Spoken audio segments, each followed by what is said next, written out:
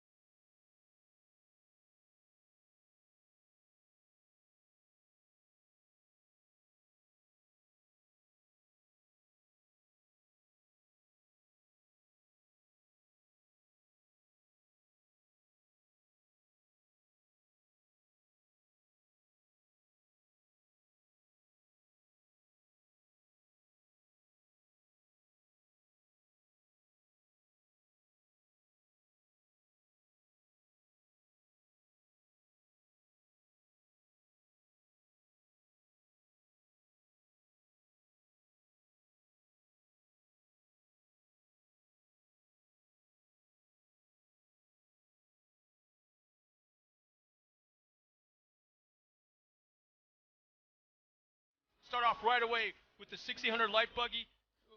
Prior to that would be the Street Stocks and Parsons Classics. Following that would be the Formula 4x4, the Country Heart Super Trucks, and a lot of racing coming up after that. Ending the day with the pro racing. Right now, let's go down to our podium for our opening ceremonies, starting off with Jay Schaefer as our invocation.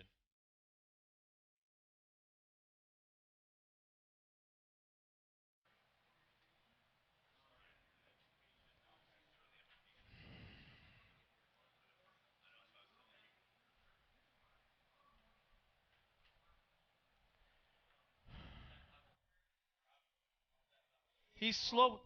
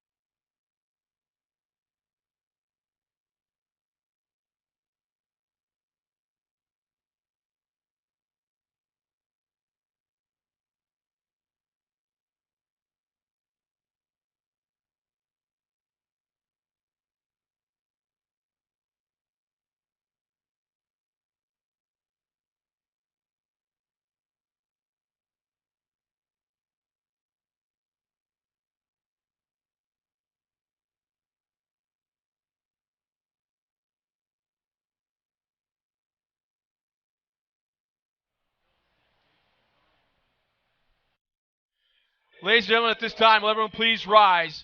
Gentlemen, remove your hats, as once again, we're about to hear the greatest song in the world about the greatest country in the world. Today, our national anthem is going to be sung by Sarah Jennings.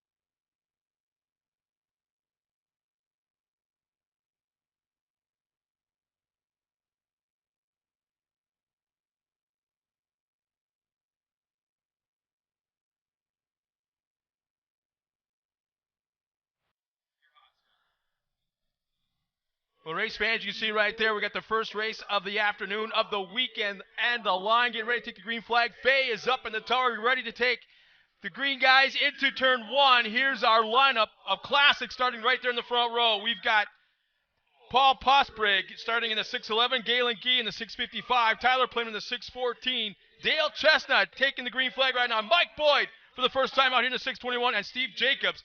And there comes the classics into turn one. Dale Chestnut with the whole shot coming to turn one. Stock Truck will be taking the green flag any second. We got TJ Struck in the 537. Stan Wood in the 512. Nick Fish in the 580. Diesel Shannick in the 593. Mike Kirkham in the 556. Brad Milan in the 520. Caitlin Wiersba in the 517. And Austin Stesney in the 536.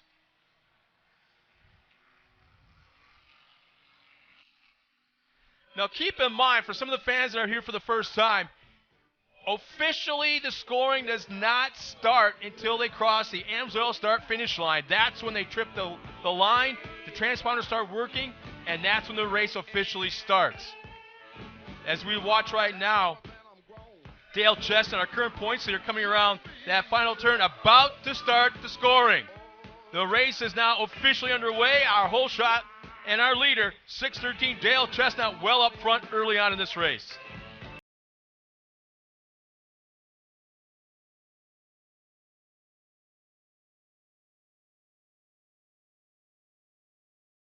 Through the Argonne corner, Chestnut well up front. Nobody's even in the picture yet. We're still on lap number one. Steve Jacobs running that second spot, Galen Gee third, and Mike Boyd on the track for the first time in 2016. Into that tight left-hand 180, that two-wheel drive Bronco of the big man, Dale Chestnut. Talked to him a little bit earlier this morning. He's all excited about running here this weekend as the drivers' meeting, making it very vocal that he's ready to have a little bit of fun, we'll call it, here this weekend. Coming into turn one at speed. Here comes our leader, Dale Chestnut, well up front. Again, no one in the picture.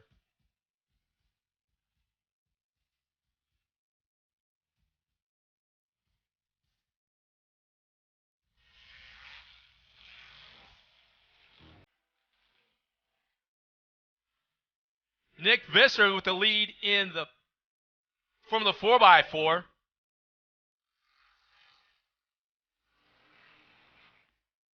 You see him right there going by, getting into lap traffic already.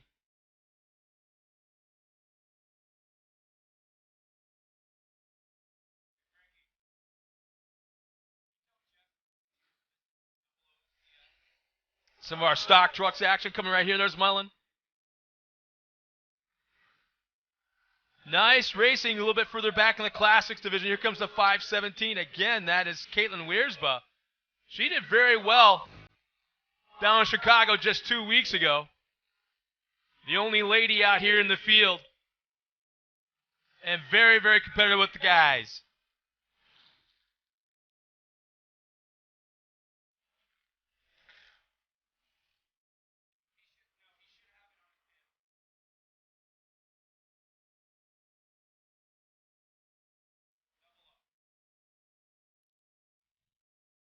Great shot right there of our flagman right at the AMSOIL start-finish line. Keeping track of the lap counts. The cars from across the line.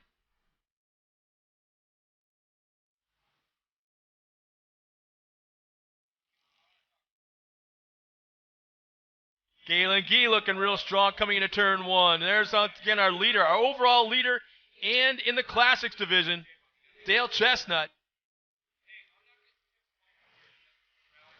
Picking up right where he left off in 2015. Winning the championship in Classics, and to think that he, quote-unquote, stepped up his program again for this year. Absolute dominance 2 years in running for Dale Chestnut.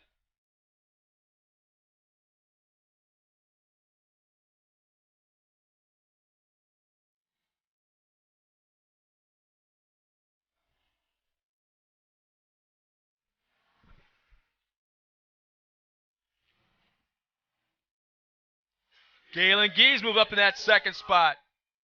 Man, they are from second on back. They are throwing it into the corner. right before the Amsoil start-finish line. Just tossing it sideways.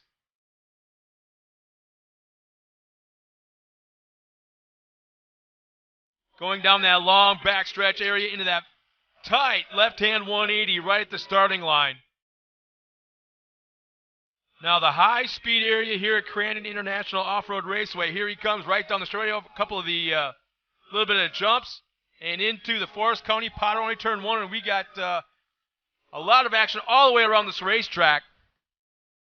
As right now we're keying on our leader, Dale Chestnut. Getting around some lap traffic. Oh, we've got somebody without a tire running on nothing but wheel. And TJ Struck having all kinds of problems, limping it around. He'll have to go all the way on the race course. Hopefully he'll have the hot pit set up with his crew to change that left front tire. But right now, I'm not even going to say what everybody's thinking. You picked a fine time to leave me loose wheel. In this case, tire. It's going to be a long way around for TJ.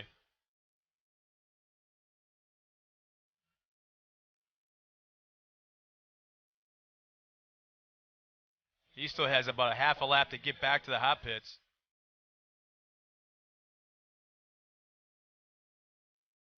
Not the way you want to start the weekend, but that truck is very competitive, and I'm sure we'll come back tomorrow. We got Dale Chestnut running up front, Galen Gee in second, Paul Prosperig running that 4 spot. Nick Visser back in, actually he's leading. Nick Visser's leading in the stock trucks.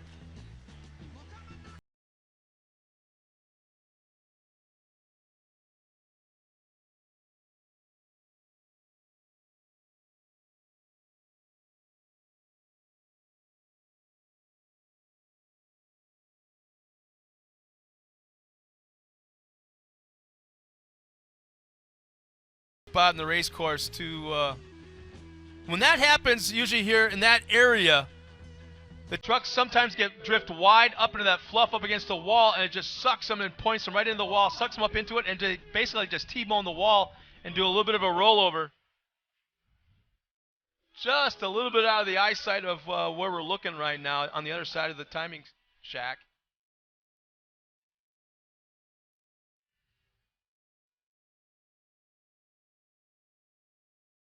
You can see the Crandon track crew and the USAC safety crew right there.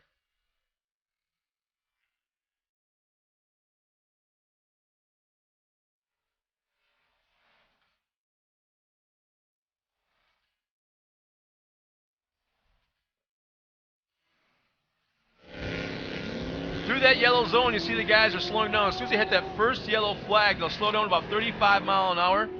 No passing, obviously, under the yellow flag zone. You see all the track workers out there throwing that yellow flag out, making sure the guys behind the wheels see that there's an issue out on the racetrack. So the halfway point is out. We got Dale Chestnut up front, Galen Gee in second,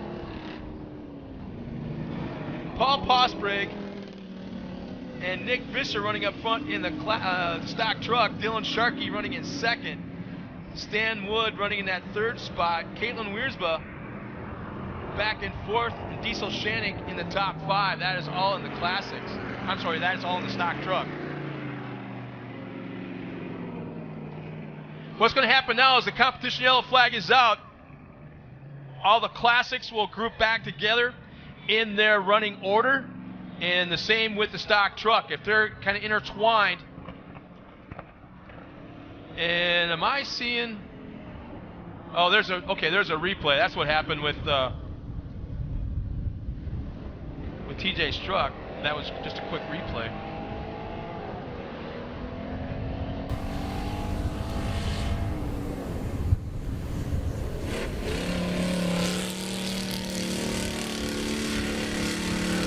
Oh man, that thing is showing some major damage. Not even to see the number plate.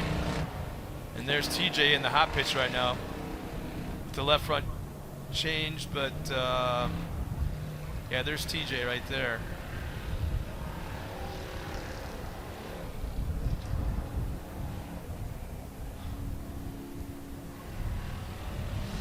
There's a lot of damage. Hopefully it looks like it's mostly cosmetic. Maybe a little bit of right front suspension damage, but looked like it might have been a pretty severe rollover, at least on the passenger side of that race vehicle.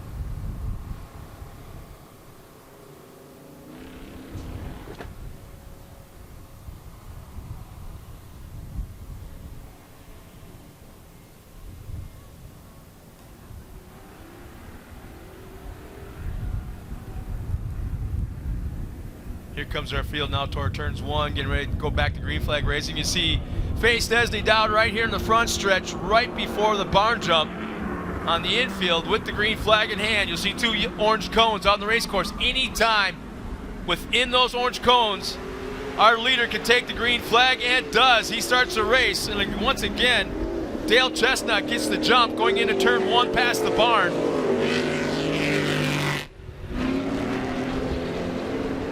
Galen Gee tried desperately to stay in sight.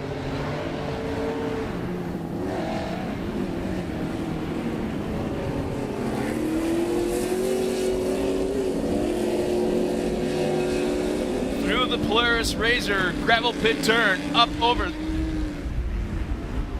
the jump as we score one more lap in the second half. Galen Gee losing a little bit to our leader, but he's got a mirror full of 3rd, 4th, and 5th.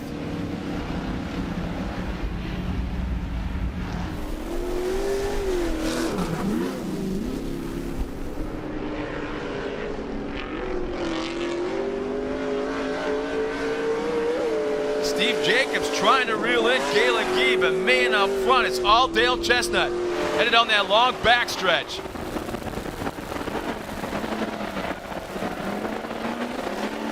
You see 2nd, 3rd, and 4th in the camera there just for a second. Here comes our leader once again down that long straightaway into the Forest County Potawatomi turn 1.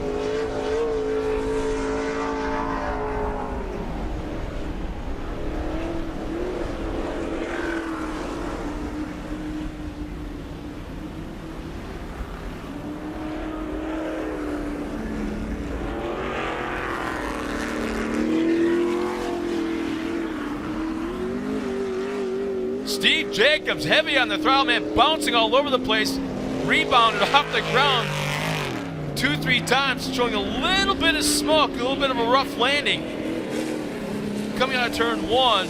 But that's the final podium spot right there, as we were about 2 laps past the halfway.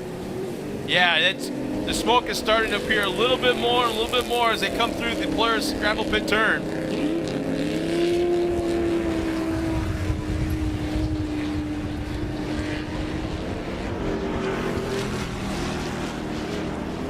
Two laps remaining this time by. Galen Gee has lost our leader, but has also at the same time pulled away a little bit from Steve Jacobs.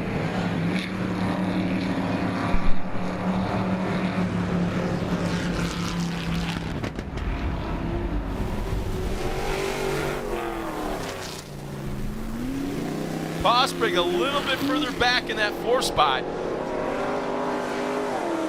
There we have 2nd, 3rd, and 4th just for a moment in the camera.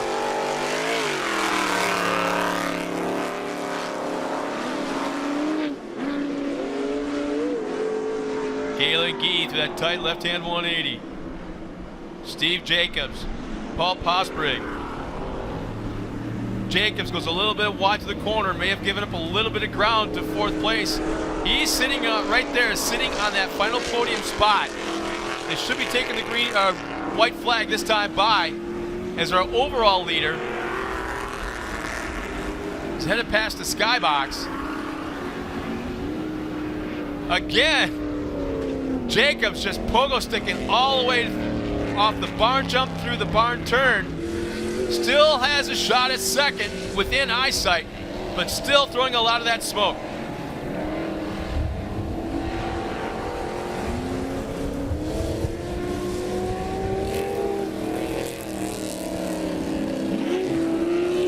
that aggressively, hitting that turn.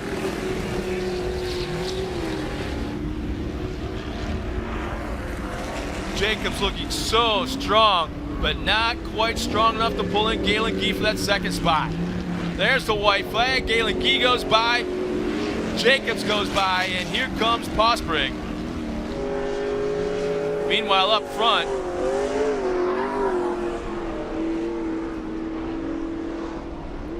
there's Galen Gee running in second once again. Steve Jacobs, and looks like Posbrink is actually reeling in Jacobs for that possible run at that third spot.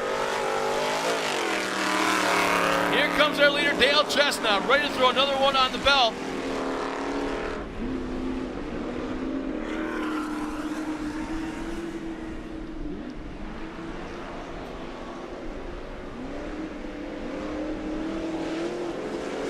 Up around the barn turn one final time. Down past the skyboxes. From the drop of the green flag, both at the start and the midway point, Dale Chestnut has been so very strong.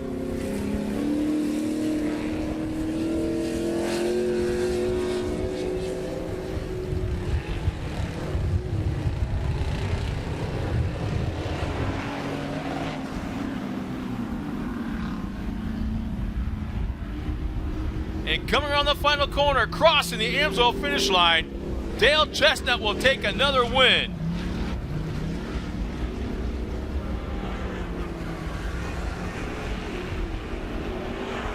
And it looks like Galen Gee will be able to hold off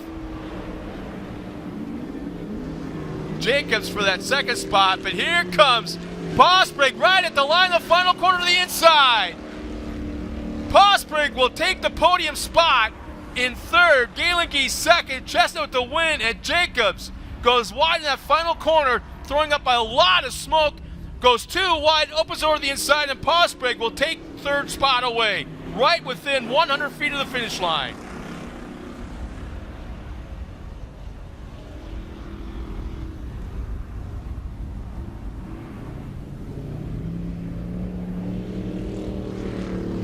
Nick Visser, Stan Wood, and Caitlin Wiersba cross the line. Taking the win in stock truck will be Visser.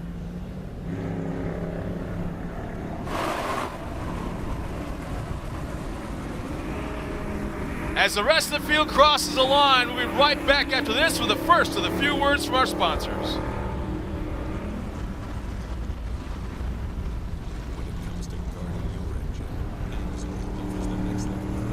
I hope not. No one's told me that. I know. It'll be Tiffany.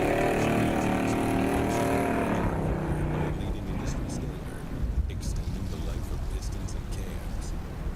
Give the vehicle you love the above and beyond protection it deserves. And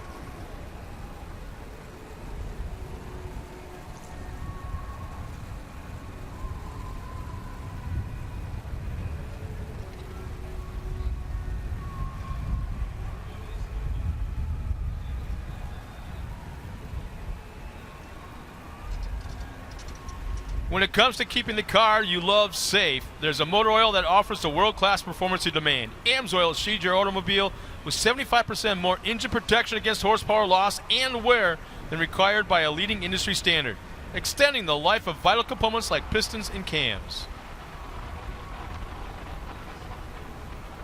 Are you ready for more power than you'll ever need?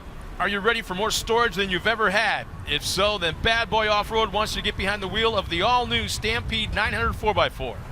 Visit your local dealer today to test drive the new leader of the pack, the Bad Boy Stampede 900 4x4. Follow Bad Boy Off-Road on Facebook, Twitter, Instagram, and YouTube for a daily look into how we're changing the off-road game. Bad Boy Off-Road, driven by the bold. And Cooper Tire, an official tire sponsor of the TORC Series and back-to-back championship tire of the Pro Light class. For more information, follow Team Cooper Tire on social media or to locate a dealer near you, visit coopertire.com.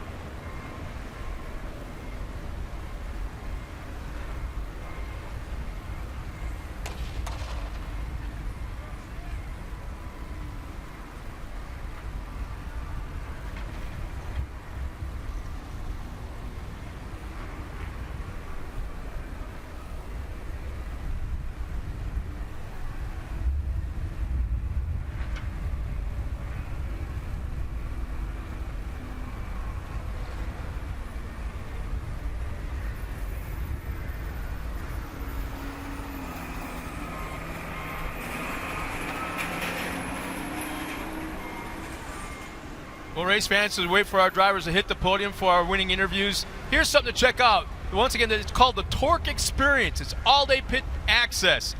Pro autograph session will be in the pits. You can go basically, if you've never been here before, there's no place else in the world like it. You bought your ticket to get in. You had to actually probably walk to the pit area to get to where you're sitting out here on the hill.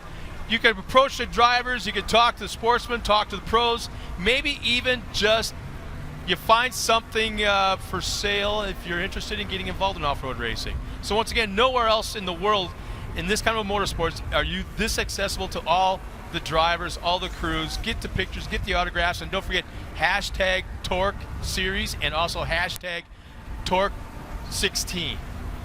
Whenever you take pictures, if you're having a great time, whatever it is, hashtag TORC 16, hashtag TORC Racing, or TORC Series. And you know what? We're going to be watching the social medias all day long. You just might see yourself up on the screen here sometime during this weekend with your entry. So a lot going on. We, once again, be a part of the TORC Experience, all-day pit access going into the night. So once again, we want to welcome everybody here this weekend to the first of 2 race weekends here at Crandon International Off-Road Raceway. The big one is Labor Day weekend, but we're going to just stir the pot a little bit here this weekend to give you a flavor of what you're going to see later on this year. And right now we're looking at a fantastic field of light buggies coming up in just a moment. I am absolutely amazed at the number that is lined up there. We have 31 cars getting ready to take the green flag. Obviously, you see 2 rows lined up. It's been a long, long time since we've seen this many cars in any class coming into turn 1 to take the green flag.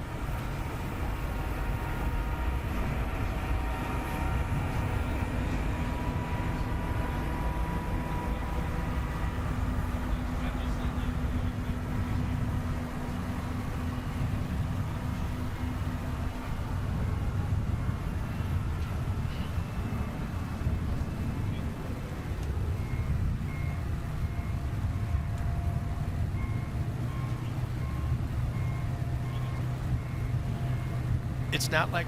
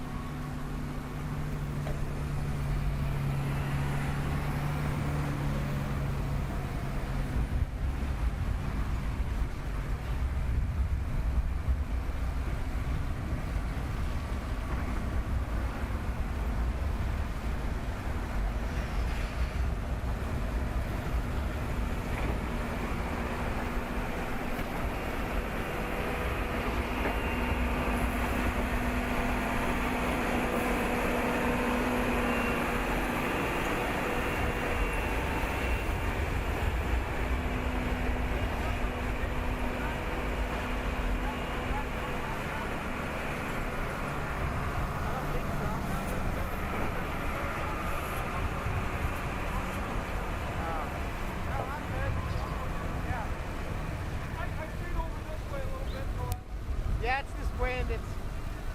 It's gonna happen. Thank you.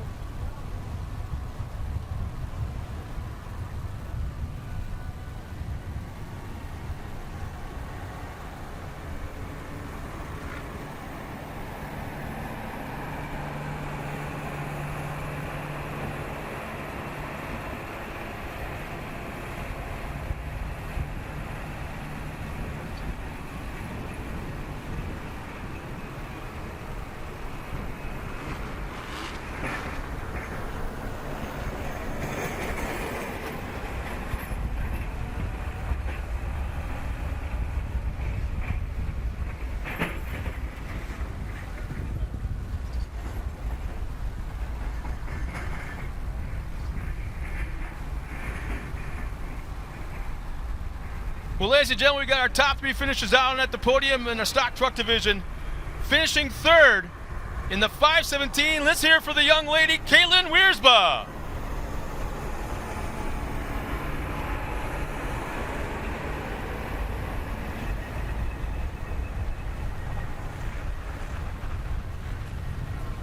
Finishing 2nd in the 512, Stan Wood.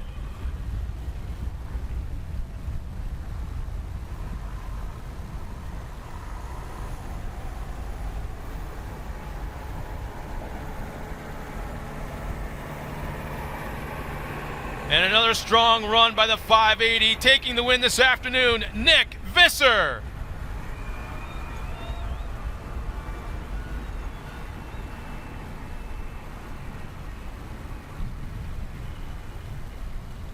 Let's now turn down to the podium to our 2016 Miss TORC, Tiffany Stone. It feels so good to see you up here. We saw you twice in Chicago. Did you keep the setup to be here? How's that feel to be on this top of the box? My shock guy changed up the rear shocks a little bit yesterday to help me out, and it's working really good for me. Well, it seems like your truck is fast. You got everything going on. What you got planned for tomorrow? Same thing. Well, it feels like you're good to be here. I love that. You're just like, same thing, we're going to win. You got that crowd out here. I know they're rooting for you. It's so good to see you up here. Anybody you want to thank? Yeah, I got a lot of sponsors to thank. They all helped me out to get here. My dad, Builder Service, Autogear, Rhinelander GM, they're here supporting everybody. High Roller Motorsports, without him. He's got the facility back there. Guys, come check us out. It's awesome. It's a great place. Arrowhead, Property Maintenance, Tri-County Heating and Cooling, Scotch Terrace, Forklift Management, Muskie Mart, all my family, my wife, my kids. Without them, I wouldn't be here either. Mike Sparks, my cousin Sam. I want to thank all the veterans coming here. I think today or tomorrow I'm going to park my truck over by Autogear, and I'd like all the veterans to come sign it. I think that'd be really good. And all the contingency sponsors, guys at AMSOIL, are helping us out this weekend. Scarlupka Race Engines, ATD Transmissions, the Kenda Tires worked awesome. I can't thank everybody enough. Well, thank you. And I just want to go out. Yes, I just met a nice young gentleman. He was telling me all about the AMSOIL contingency. It's great to see you up here. It looks like that AMSOIL oil helped you out. Oh, it helps me out awesome. So make sure you guys go head over. We do have the AMSOIL over there. If you guys want to get some great oil, you want to run fast, just like these guys and girls back here, make sure you guys head over. They got everything for you. Back to you, Scott.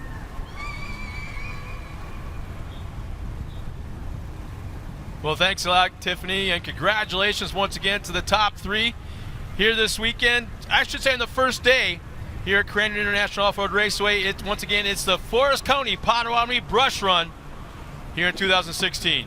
Well, with that being said, we still got one more class to talk to down there at the podium, and that's the Classics, one of the coolest classes out there. Finishing third here this weekend, I should say on Saturday. It was a close one, without a doubt. Taking third, Paul Posbrig.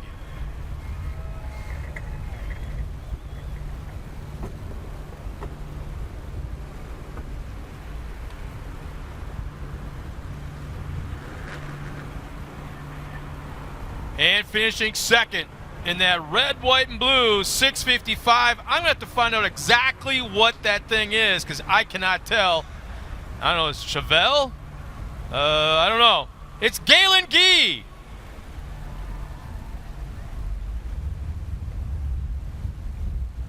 And taking the win. Oh, try to wipe the smile off this guy. The big man takes another one. The 613 of Dale Chestnut. Let's go down trackside one more time with our 2016 Miss TORC, Tiffany Stone. Dale, it feels so good to see you up here. I talked to you twice on top of the box in Chicago. Seems like you got that right setup. Your truck's running great. How are you feeling today? We're feeling great about it. We made a bunch of changes down in Chicago and followed through here with some more. Some help with some of the other racers, actually some of our competitors, working with us. And it's a lot of fun, and it's really good that everybody can work with everybody. And we get out there and run a good race. The Turo tires really hooked up well for us, took us out in the beginning, and kept us up there. Well, it's so good. What can we expect from you tomorrow?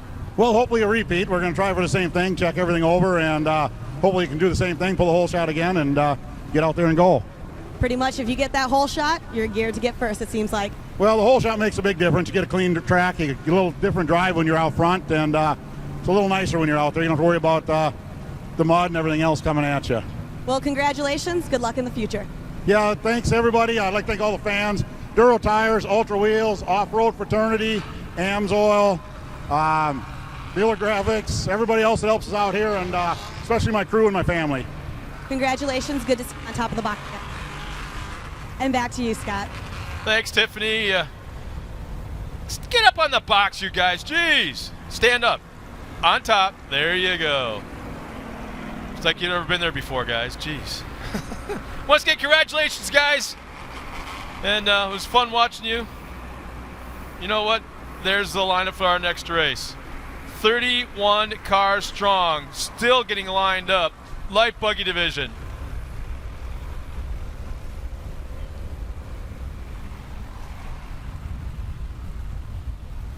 If you were here for very early in the morning, we had a memorial lap for John Hooven, who passed away this last March. Very much a staple and a mainstay of this class right here. He's got quite a few cars that A, that he built, or B, that he's worked on in this class, starting right there on that line. And I know that just about every single driver in that field is ready to celebrate the life of John Hooven here this weekend. This being his home track. John lived to come here twice a year. This is what he looked forward to. And it wasn't just all about the racing. It was just as much about the camaraderie and hanging out with his family and his friends and enjoying the moment, enjoying the weekend. So we'll be taking the green flag in just a moment, keeping our eye on right now on Face Desney and his location. Once he starts climbing that ladder up into the flag tower, then we're just seconds away.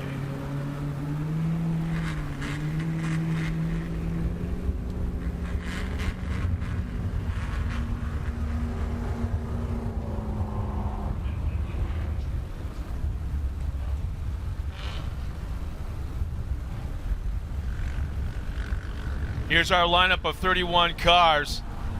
And this is going to take a while. Starting that pole position is the 195 of Tyler Wyand. Starting second will be the 134 of Scott Booth. Pete Delory starts third in the 199. This afternoon will be Craig Rabe in the 124. Bo Ambos in the 180 starts fifth. Jake Nelson will start sixth in the 144. Brandon Grafe in the 112 starts seventh. Tony Keepers in the 152 starts eighth. Derek Tilkins in the 121 starts ninth. Greg Stingler, current points leader, 172. He'll start in the top 10. Todd Lemke in the 109 starts 11th, starting 12th. Eric Lafreniere will start in the 113. Ryan Joss in the 147 starts 13th. Corey Holcher in the 100 starts 14th, starting 15th. Ben Alcox in the 136. Chris Van den Elzen starts 16th in the 166, right alongside Kyle Patnaud in the 174. Kai Graf will start 18th in 137 alongside Cody Otson in the 104. Tom Benevenuti from Canada will start 20th in 156. Chad Moigenberg in the 159 starts 21st. Springstro Sean in the 117 starts 22nd. Josh Sakovitz starts 23rd in the 119. McKenna Envik starts 24th in the 173. Stephanie Payne on the 144 starts 25th in the 26th spot. Will be Paul Hayward. Adam Lepick in the 118 starts 27th. Billy Booth in the 151 starts 28th. Tracy Fleischman in the 120 starts 29th. Colin Schultz, I believe it's driver this afternoon in the 177. And Dylan Marquardt will start 31st in the 122. And I believe from 25th on to 31st will start in the second row. In fact, I'm seeing 3 rows right now on the monitor. This is going to make for a very interesting turn 1. So hang tight. We'll be with you in just a second for the drop of the green flag.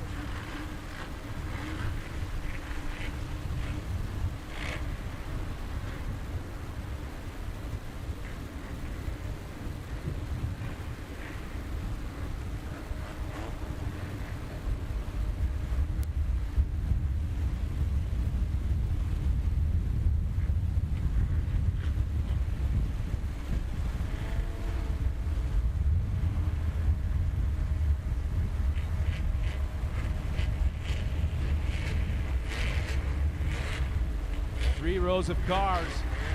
It sounds like Faye is on his way up the ladder towards the flag tower. There's Cowboy in the front row, running down the front of the cars, getting one final thumbs up from each driver.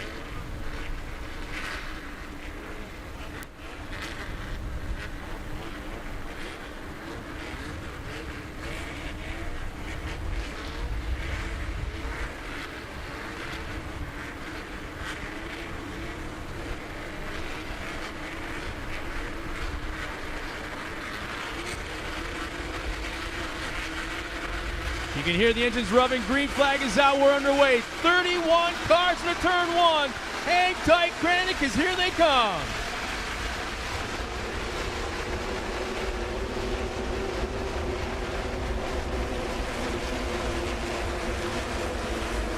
Into the Forest County Potawatomi turn one. They're 5, 6, 7 wide.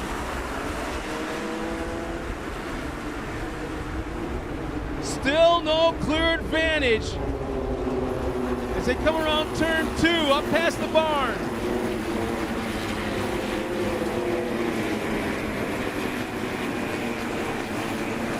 It looks like it might be Tyler Wyans going down into the gravel pit turn with the hole shot. Stingle in second.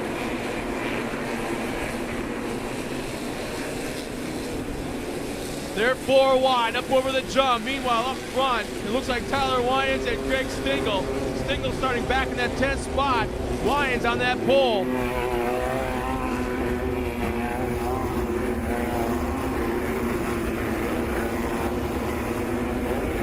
Wyans, Stingle, Tilkins, Lafreniere, Corey Holcher, Billy Booth, Tony Keepers, Jake Nelson, and Paul Hayward on the top 10.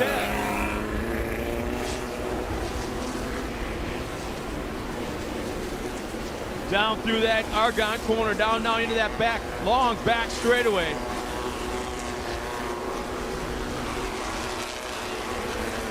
Corey Holcher right there has a whole bunch of cars right behind him. Holcher right now running the top 5, and he'll go wide.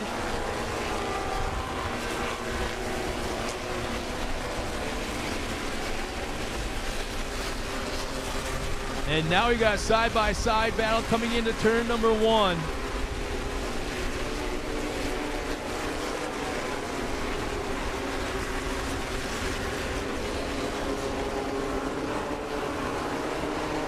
Still battling for position from 5th on back.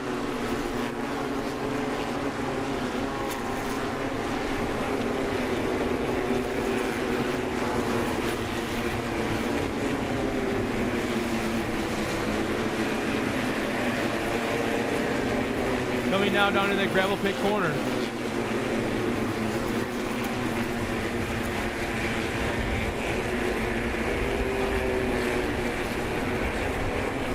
And Stingle pulls off the track. Our current points leader in the 172 pulls off the track right before the sky jump.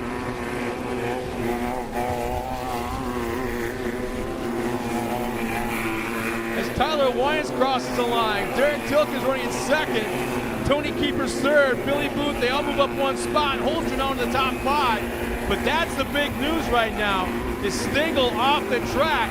This will kill his points chase right now. Going from second on the track to dead last, unless he gets back going.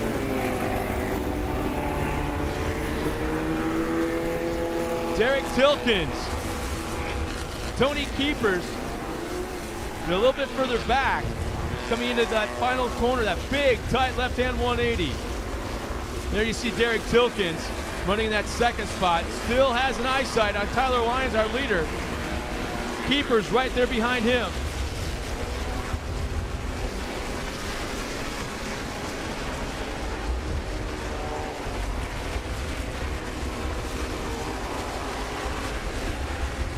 Nice looking carve for Derek Tilkins. Looks like he may have lost a little ground back to the third of Tony Keepers. Tony Keepers definitely on the charge right now, trying to reel in that second.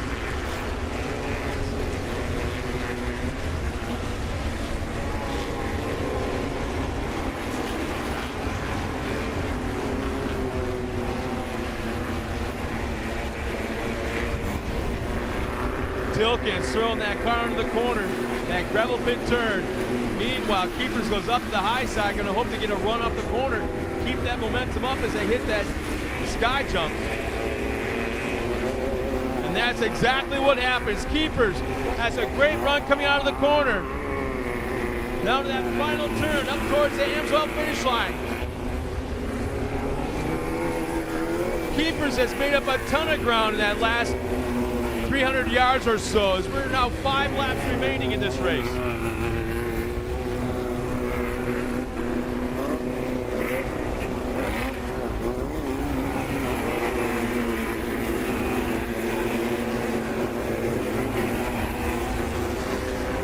Here come our leaders now into that tight hairpin. It looks like lap traffic is pulling off to the side.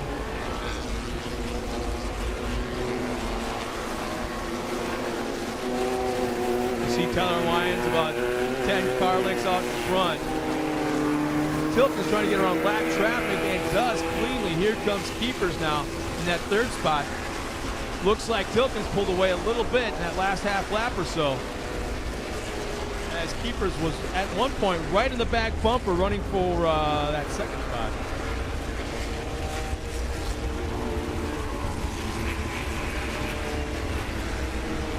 And we've got yellow flag out right one more time, right past the barn jump.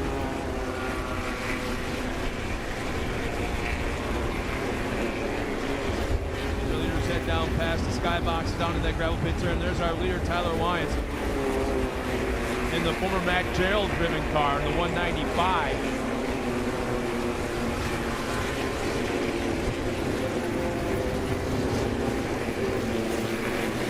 Should be 4 laps remaining this time by as Williams hits that Amsoil finish line to score a completed lap.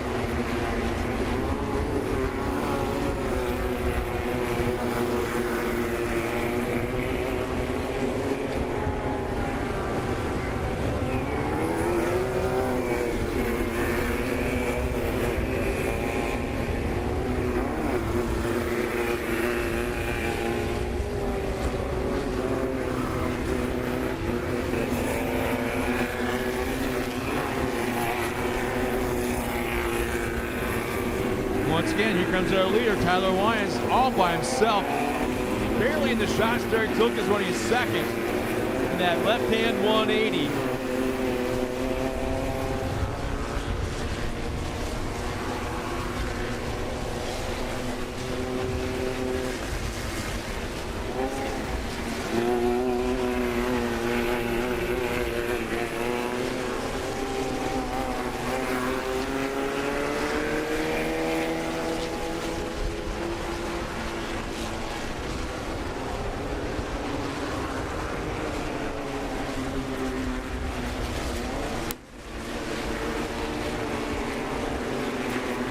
Tilkins goes by, still maintains that second spot over Tony Keepers. Keepers keeps reeling him in and then falling back, reeling him in and then falling back. So there's definitely areas of this racetrack where Keepers is faster than Tilkins.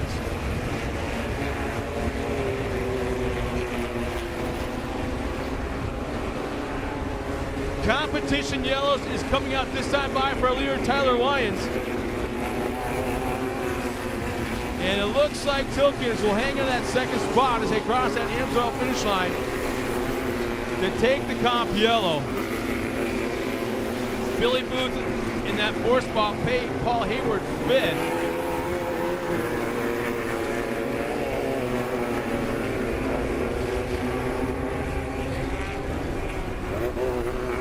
Shot at Derek Tilkins, slowing as our KC Highlights pace truck pulls out onto the track with Richie Kuloff behind the wheel, collecting the entire field of 30. Well, it was 31 cars, now it's about 29, I believe.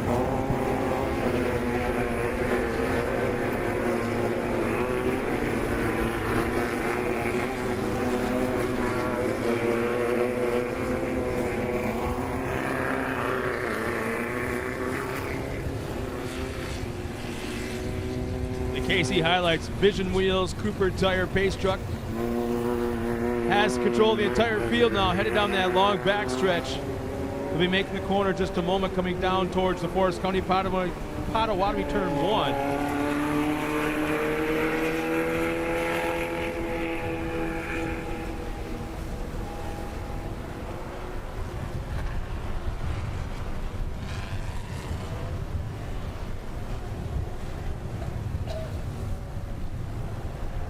Our top 10 is Kyle Patton out in that 10th spot. Craig Rave in the 124. Eric Lafreniere in the 113. Todd Lemke in the 109s. We're on 7th. Corey Holcher 6. Paul Hayward. Billy Booth. Tony Keepers. Derek Tilkins. Tyler Wyans all in the top 5. As they're now aimed at the Forest County Potawatomi turn 1 and waiting for the green flag from Faye Stesney as they come out of that turn 1.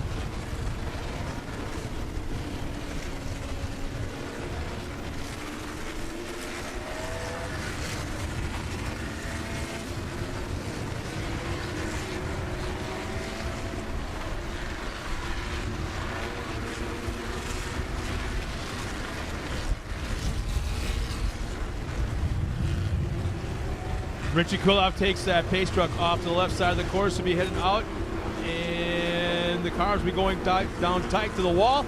There goes the pace truck. Here come the cars. Wyans will wait for that first orange cone, then he will accelerate anytime he chooses. At the drop of the green flag, they're underway.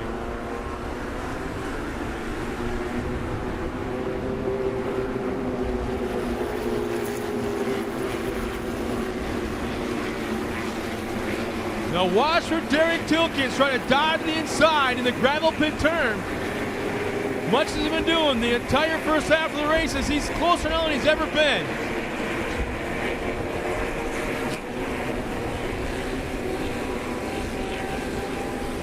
Tilkins gets a run off the corner.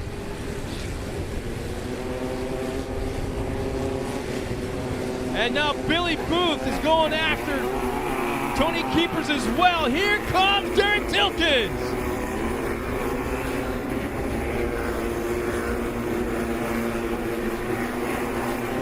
It looks like Billy Booth has gotten around Tony Keepers for that final podium spot.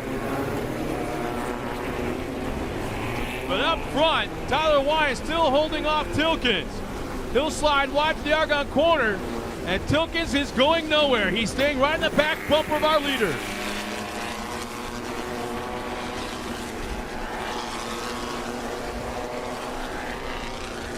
Tilkins will try the inside line. Wyans up high in the banking. For just a scant moment, Tilkins may have had a little bit of a tire for the lead, but here comes Wyans right back now on the inside.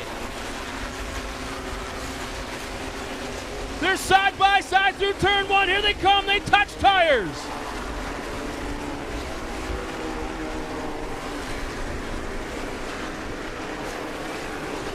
Wyans will retake the lead, but Tilkins is right there.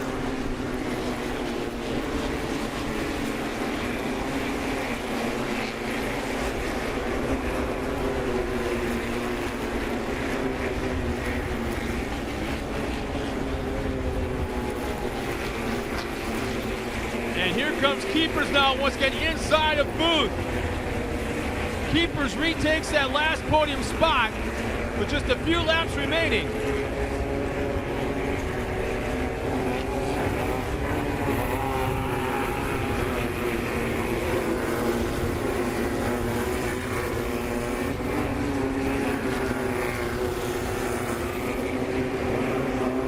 Derek Tilkins is all over the back of Tyler Wyans.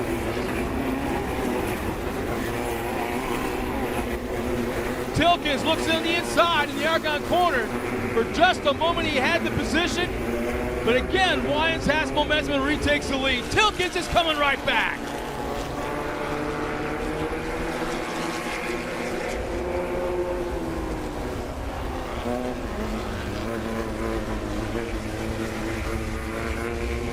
Again, Tilkins ducks to the inside. He scrubs up a lot of speed.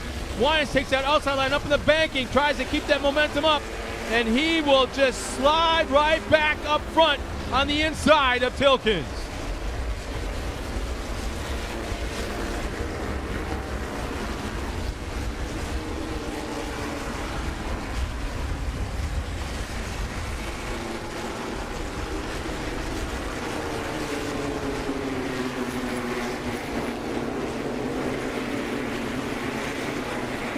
And now Tony Keepers is in the mix of things. Keepers now going for second.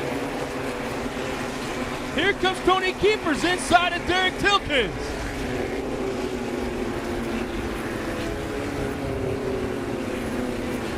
Keepers trying to make the pass up alongside Tilkins.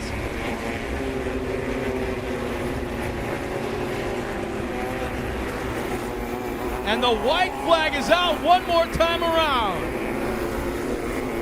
It's Wyans, Tilkins, Keepers, and Booth.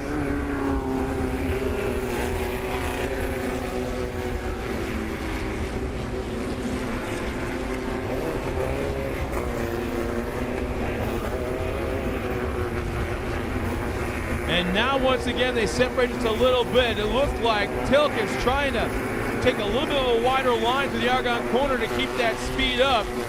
But in the meantime, lost a little ground to our leader, Tyler Wyans.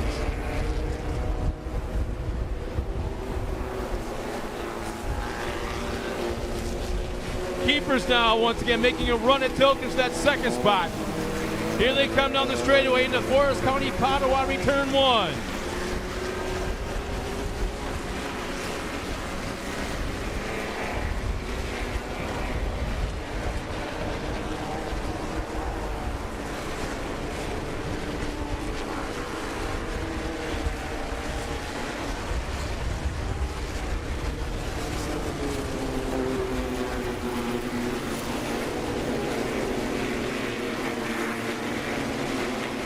Down past the skybox into the gravel pit turn. Keepers is still, and they're switching up lines. Tilkins and Keepers going inside and out. Now watch Keepers try to duck to the inside. Try to square off that corner. Tilkins has a little bit more speed, no momentum, up over the jump for the last time. Here comes our leader, Tyler Wyans, into the final corner. Keeping it to the inside.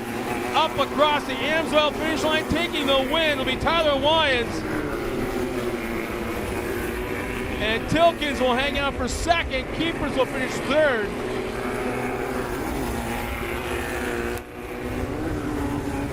Billy Booth fourth. Paul Hayward fifth as they cross the line.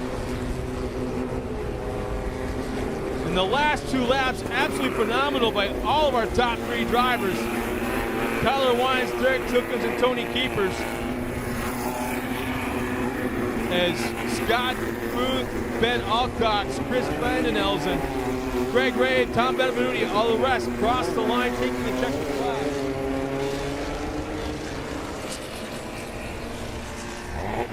As the rest of the field comes around, next stop will be at the podium. We'll be right back after this.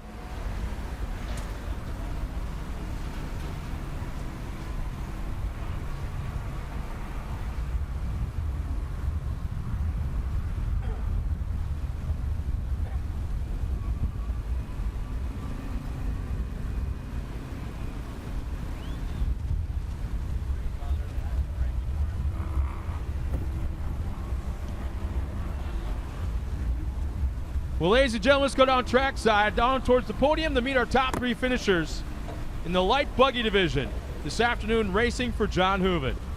Finishing third in one heck of a battle, the final 2 laps, the 152 of Tony Keepers.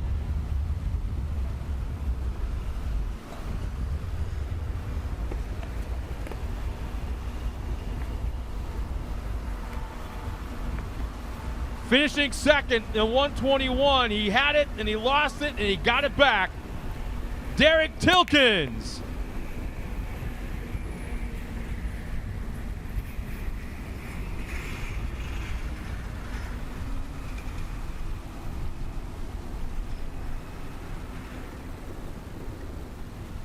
And from green, white, checkered, the whole race, taking the win this afternoon, the 195, Tyler Wiens.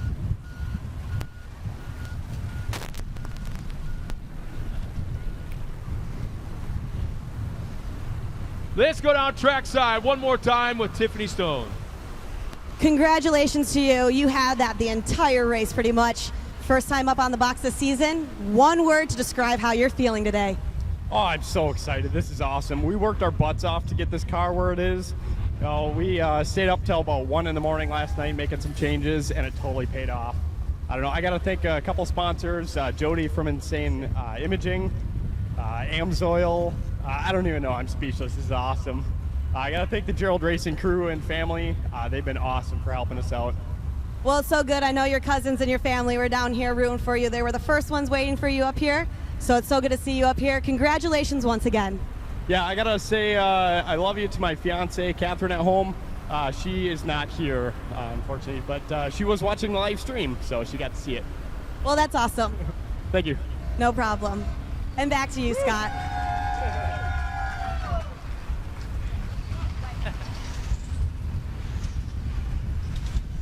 One more time, congratulations to our top 3 finisher, Tyler. One hell of a job, man. I love seeing that smile in all that hair.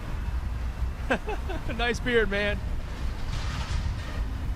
There's a great shot of our next race, the Formula 4x4. 7 cars strong, the largest field of Formula 4x4s we've had in quite some time. They are running their own race. In prior times, we've always run them along with super trucks. Well, you know what? We got enough to run their own. Formula 4x4s coming up next.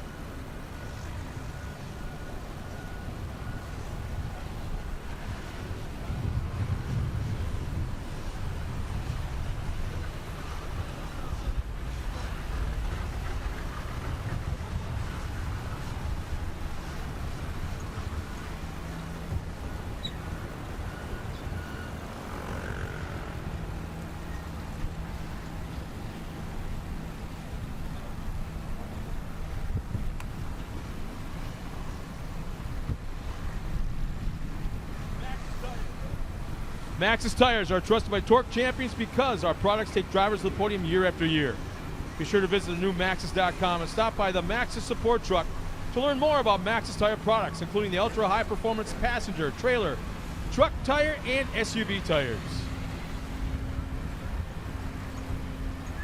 Crandon tires are engineered to provide solid performance at a great price. Whether you're looking for the thrills of a high traction off-road tire or the peace of mind found in a reliable passenger tire for your family, Crandon tires are designed for your journey.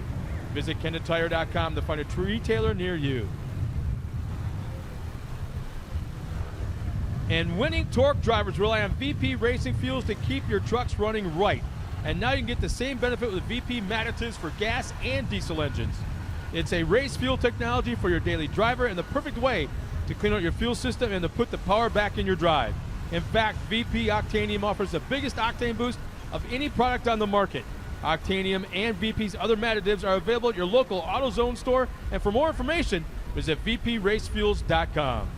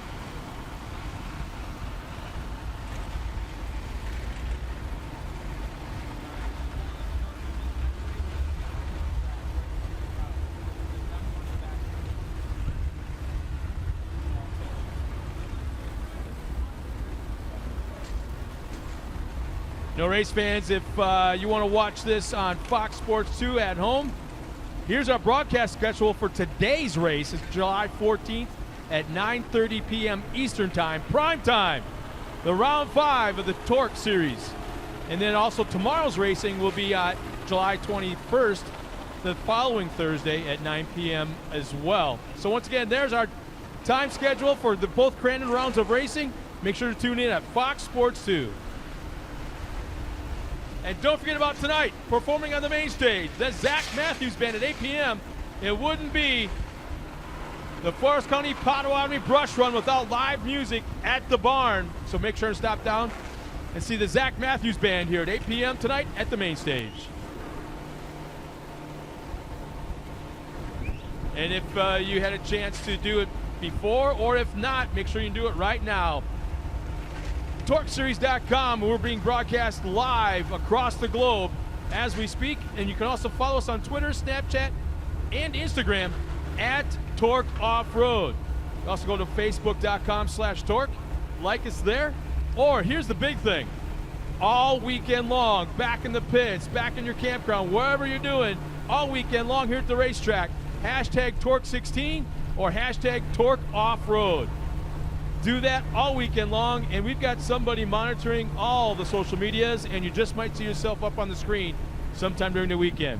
The big things, again, hashtag TORC16, hashtag TORC Off-Road, or go to TORCseries.com. Let everybody know at home that can't be here. Go to TORCseries.com and watch us on the World Wide Web.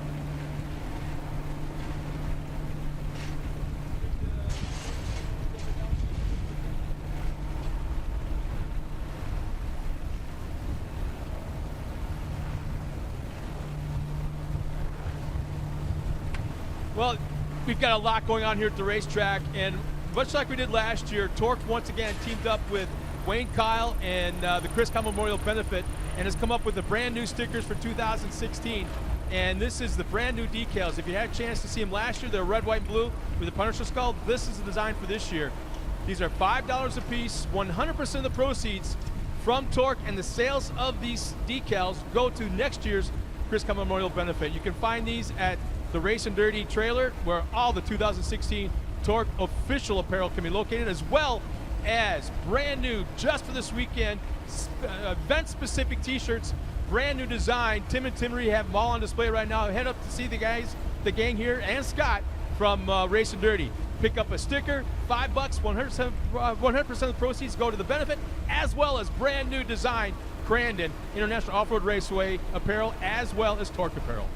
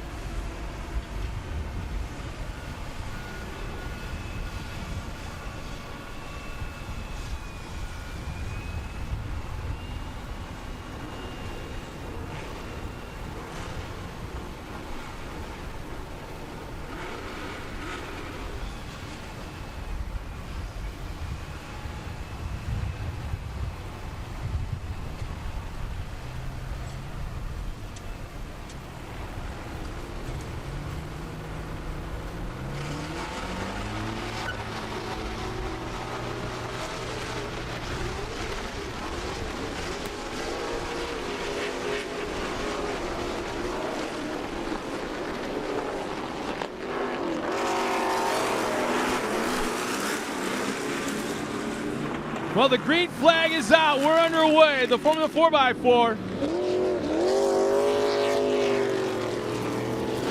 And it looks like Brad LaMarche put the whole shot. Dave Mia, close second.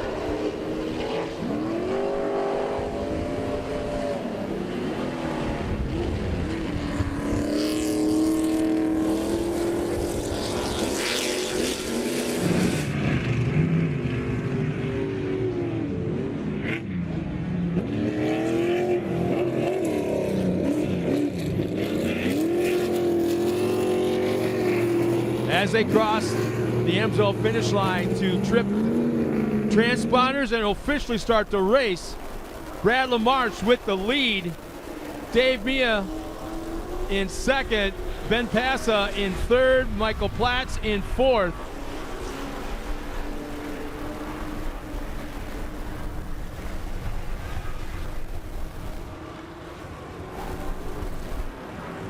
And obviously, you know by now, we're running on the short track.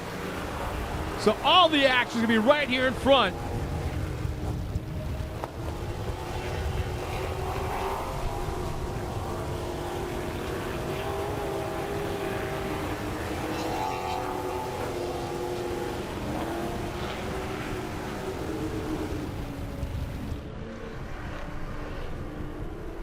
Brad LaMarche coming around to complete lap number 2. Dave Mia's going nowhere. He's right on that back bumper. Great shot, close-up of our leader.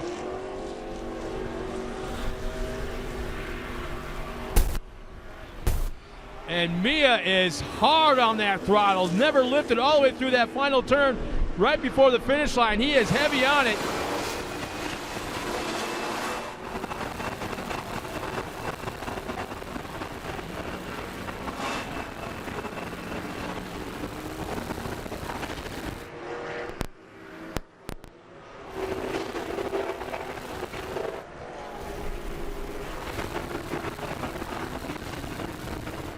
This lap mirroring the exact locations, the exact spot of where they were last lap. Mia, last lap, 3 car lengths behind our leader. This lap, the same.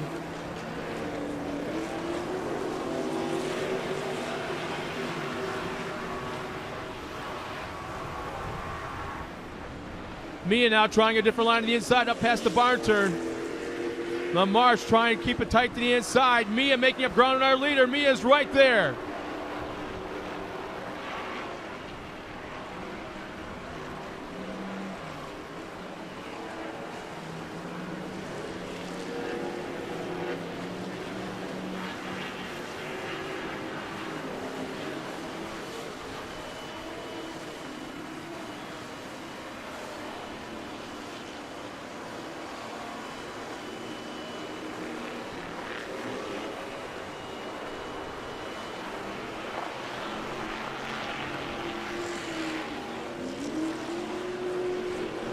Brad LaMarche now looks like he's pulled away a little bit. Now it's up to about 5, maybe 6 car lengths in front of Dave Mia. Ben Pass in the 474 still maintains that 3rd spot.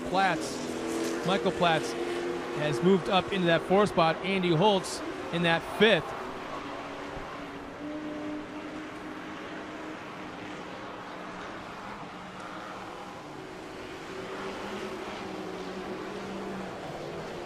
Brad LaMarche looking so strong early on in this race.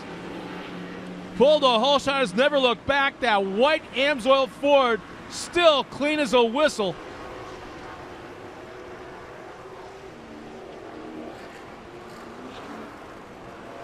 It appears that maybe Mia has decided just to hang on for second, run the first half of the race, and then aggressively go after the lead in the second half, as he's fallen back now to about 6, maybe 7 truck lengths.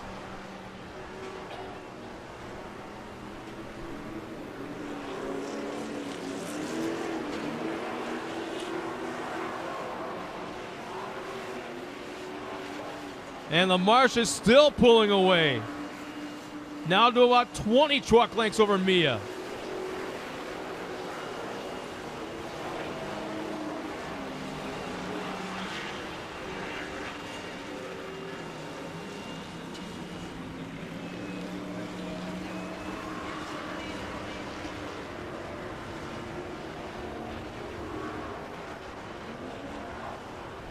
There's our second place runner, Dave Mia.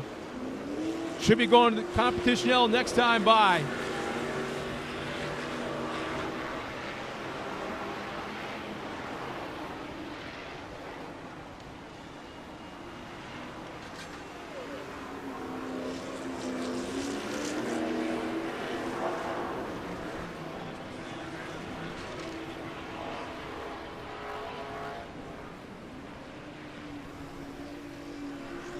Mia, once again, has made up a little bit of ground on Lamarche, but time's going to run out if he's got a shot to get by before the competition yellow. Here they come to that final turn before the flags. Lamarche will keep it tight to the inside. Mia right in the back bumper. And Lamarche will hang on for the lead right at the comp yellow. We're halfway.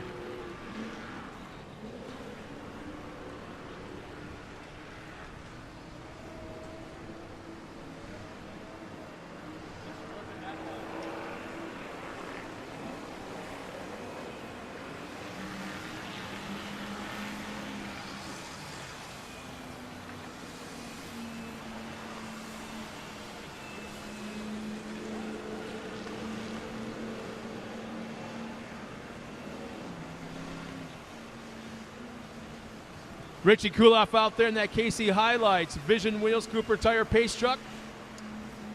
As the rest of the field still cross the AMSOIL finish line to take that competition yellow. But right now we got to be wondering, has Dave Mia got anything in that truck to battle with Brad Lamarche for the top spot?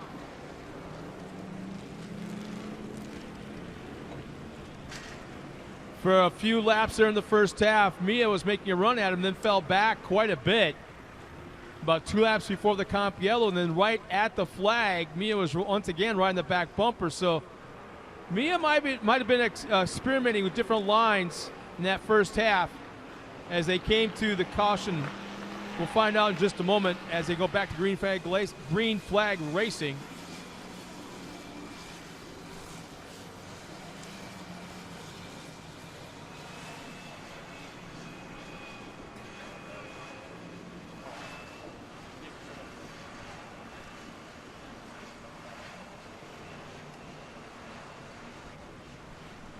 Nice shot right there of the KC Highlights Pace truck as the rest of the field goes by underneath the AMSOIL finish line. Close-up shot of our flagman.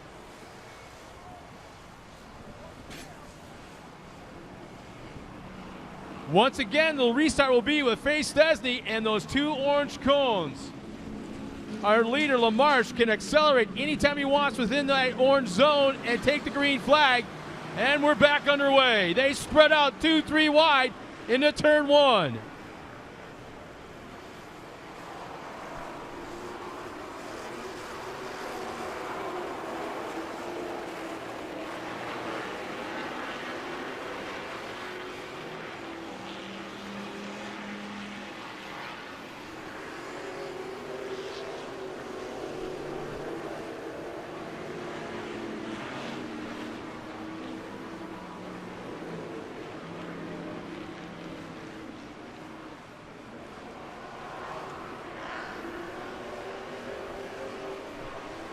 Here comes Mia to the inside. Mia's got the spot, and they make contact. But somehow, Lamarche was able to hang on, and Mia's going after him. Into turn 1, has the inside line. Lamarche now knows Mia is there without a doubt.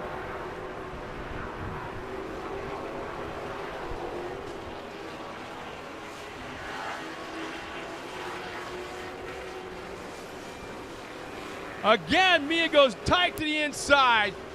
Lamarche will have the momentum coming out of the corner. He'll retake the lead.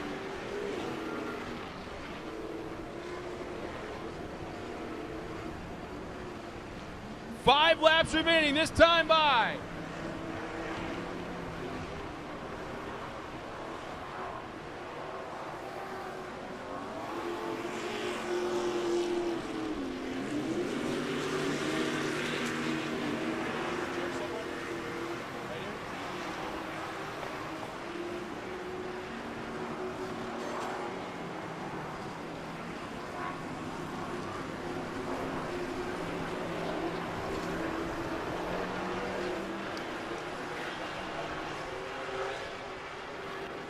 coming into the gravel pit turn.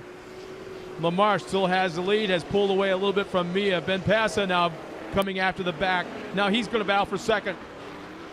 We have got a 3-truck battle for the lead right now. They're all within the shot. Here they come underneath the AMSOIL finish line. 4 laps remaining.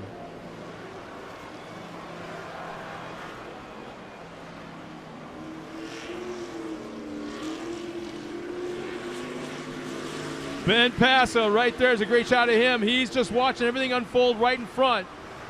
He's definitely within striking distance of the first 2.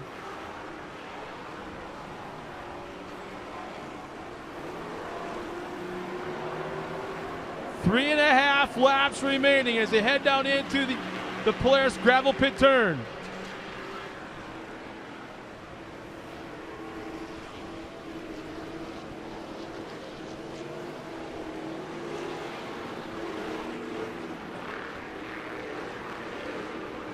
Mia looks like he's making a charge one more time at our leader. 3 laps remaining this time by.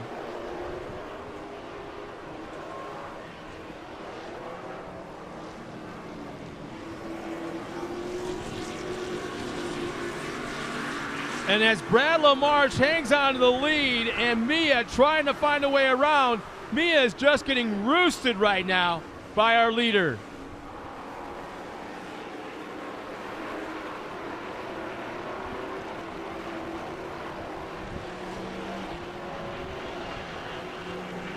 Mia dives down to the gravel pit turn. He'll go wide, and here comes Dave Passa. It looks like Mia's got a right front flat tire. Our second place Bronco, a right front flat tire. 2 laps remaining this time by. And somehow Mia's taken the lead. Mia now running up front on a right front flat tire.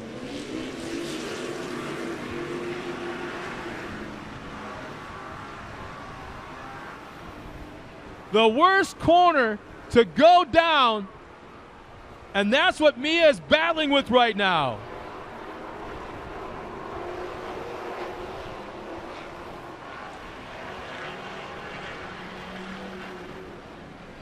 And here comes Ben Passa to the outside. Oh, and the sidewalls go around. Passa does a 360 in the gravel pit. LaMarche loses the sidewall of tires. It's breaking up.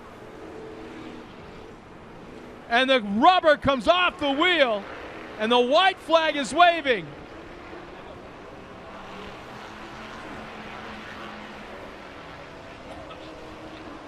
And Mia's not giving up.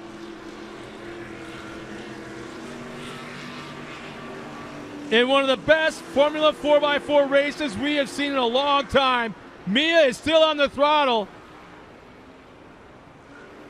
As the right front tire went down, he took the lead, led it for about a lap and a half, and then the cap finally tore off the tire, and he's still hanging on to second. LaMarche makes his way through the Polaris gravel pit turn one final time.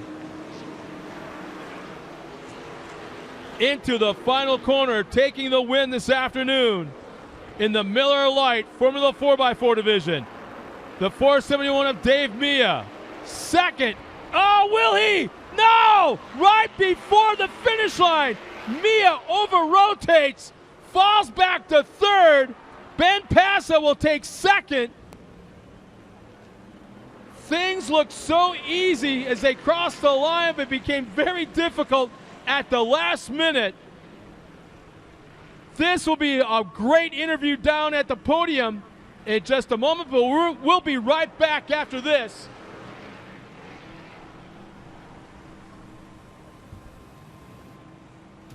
There's a lot of performance in these tires.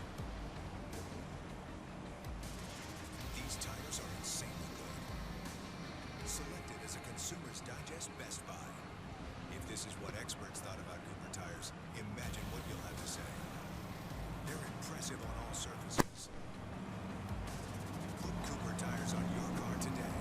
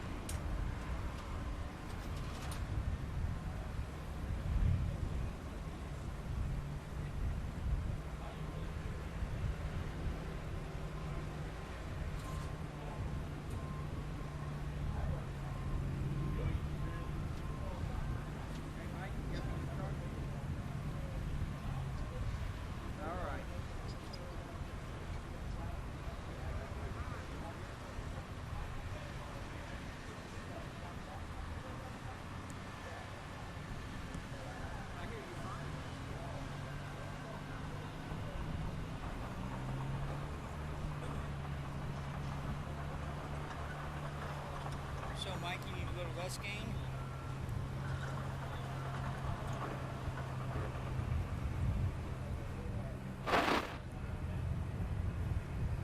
That's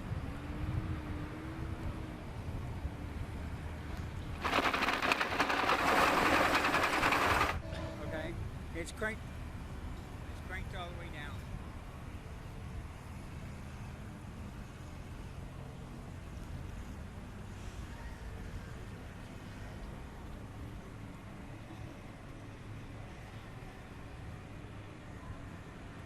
Do what, Mike?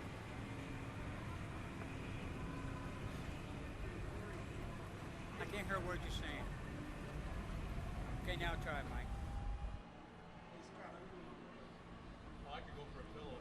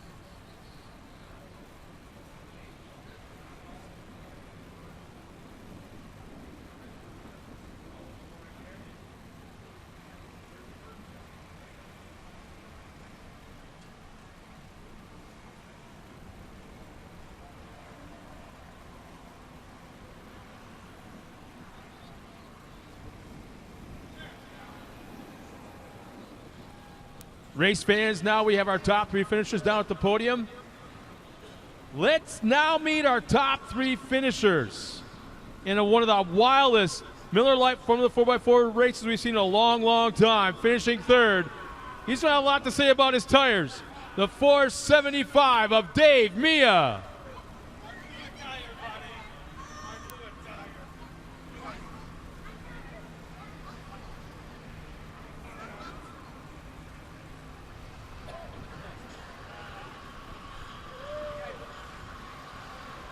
And finishing second, so very, very close, the 474 of Ben Passa.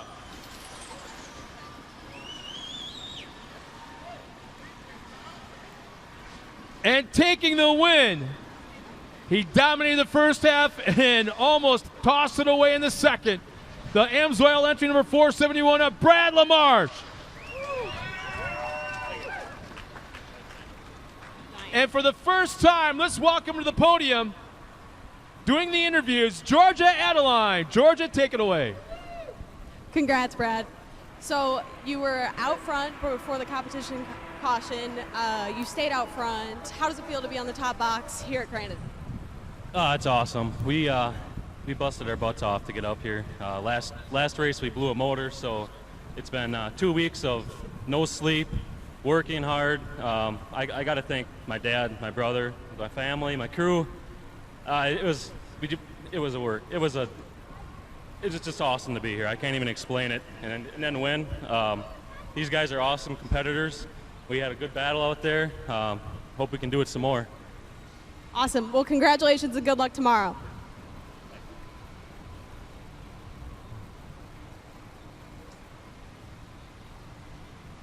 Thanks a lot, Georgia. And there's a great shot of our top three finishers, and it's pretty darn cool. Once again, we've got, Dave Mia with both of his sons up there. Unlike Chicago, where he had just one, he's got both of his boys up there. Once again, congratulations, guys. We got coming up next the Country Hearth Super Truck race coming up in just a moment. We'll be back right after this.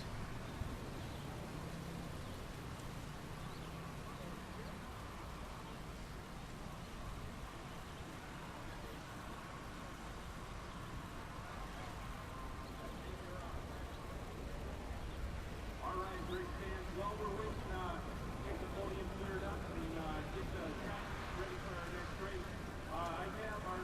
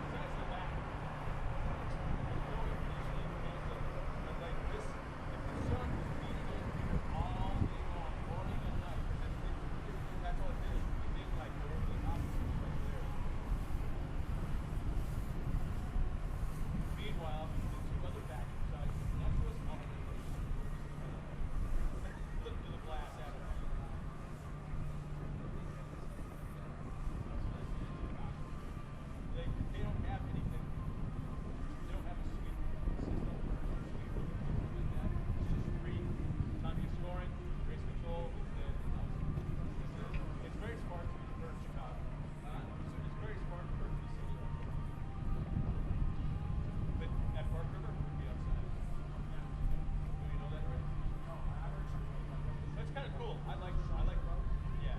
We got easy up, yeah. But I like what we're setting. Nice. Yeah, we're right between the big deck and the handicap. Well, now this is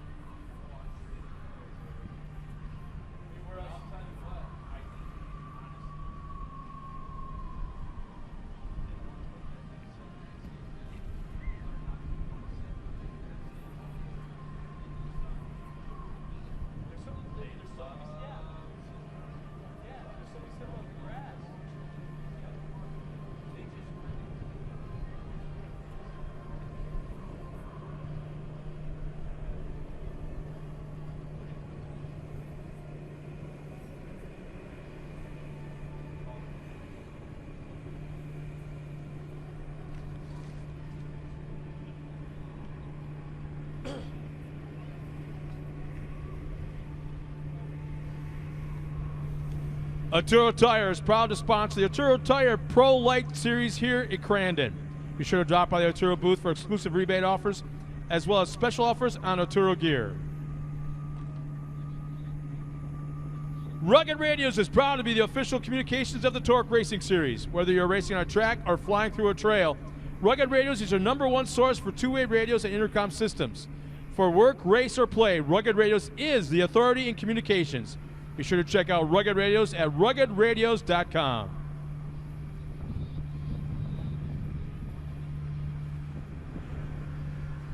Enter the 2016 AMSOIL Devoted to Protection Sweepstakes giveaway. One lucky person will win a 1972 Mach 1 Mustang. Find out more, visit amsoil.com/muscle or visit AMSOIL in the manufacturer's midway.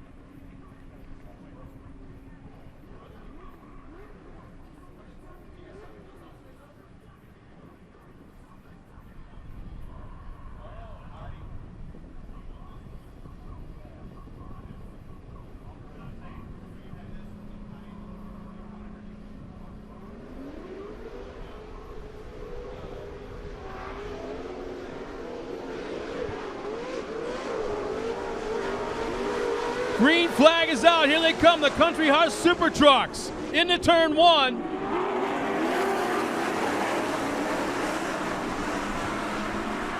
And it looks like Jerry Edgerton with the hole shot.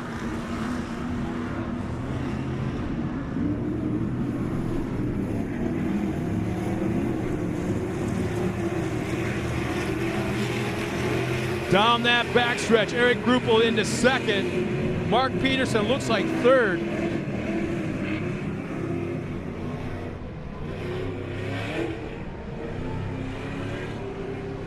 Edgerton, the first stop over the Polaris jump into the final turn. Here's where the race officially starts. And look at the pressure from Eric Gruppel.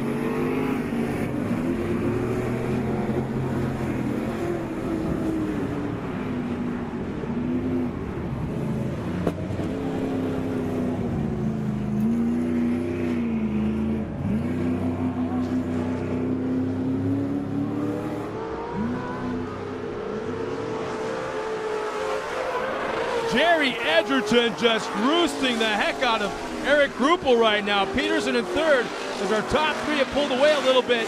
Here comes Hanegraaff running that 4th spot.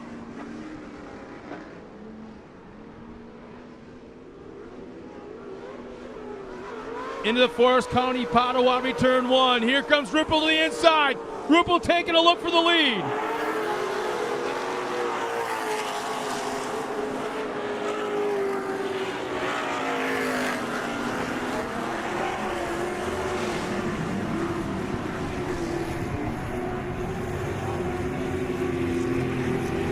Again, Gruppel makes a run coming down past the skyboxes.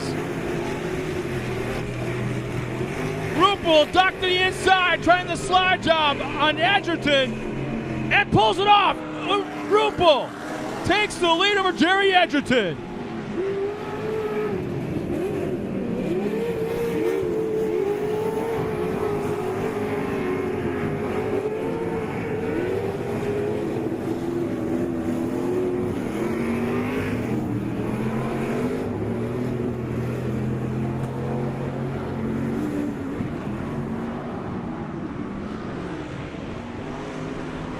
And it didn't take long for Gruppel to start to pull away.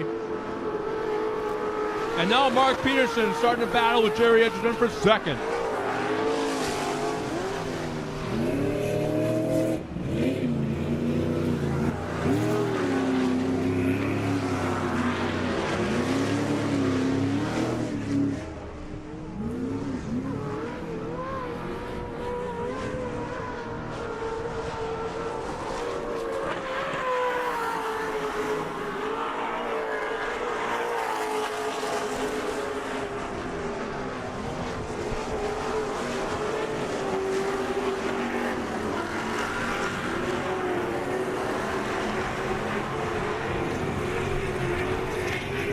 Our leader, Eric Gruppel, headed down in the gravel pit turn one more time, well out front. Edgerton in second, Peterson still running third as our top three is pulled away from the rest of the field. Hanegraaff running in that top 4, as well as Cody Conrad, who was very strong 2 weeks ago in Chicago.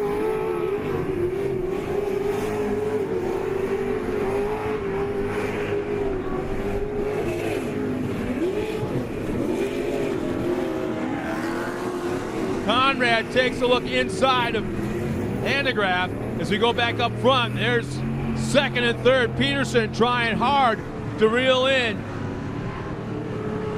Jerry Edgerton. Edgerton goes wide in the Argonne corner. Peterson made up a little bit more ground because of it.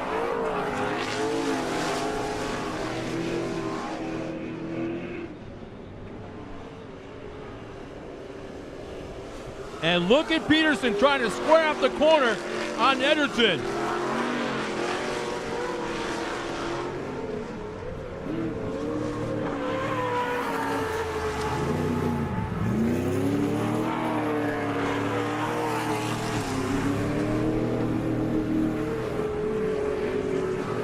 Edgerton, Peterson, second and third.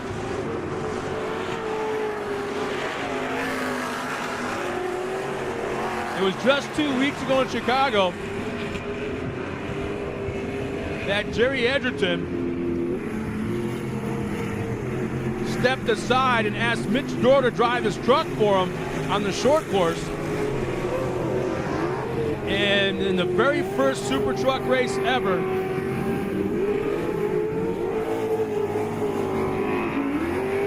Mitch Dorr took the win. And to put it mildly, that Jerry Edgerton was smiling. Yeah, I guess so.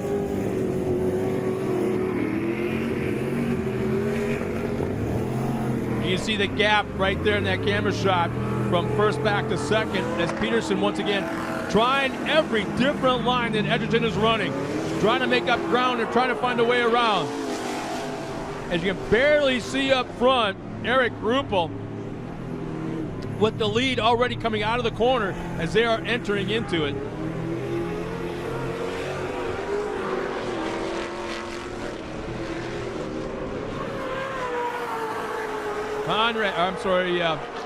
Edgerton through turn one.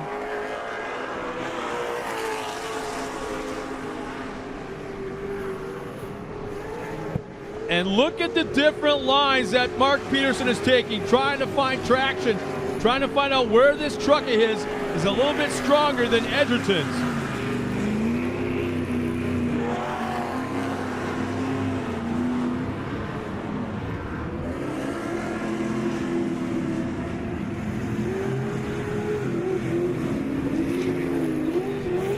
And here comes Ruppel for the competition yellow. He'll cross the line with a sizable lead as Edgerton hangs on for second. Peterson over-rotates a little bit, falters to some, and crosses the line. He'll finish in third for the first half of the race. As the KC highlights, Vision Wheels, Cooper Tire Pace Truck pulls out onto the race truck. And Conrad has gotten around Hanegraaff right before the comp yellow, so he'll move into that fourth spot. Hanegraaff will fall back to the top into the fifth spot as Rennie Rudhog and Scott Mueller and Tyler Smith fall in behind.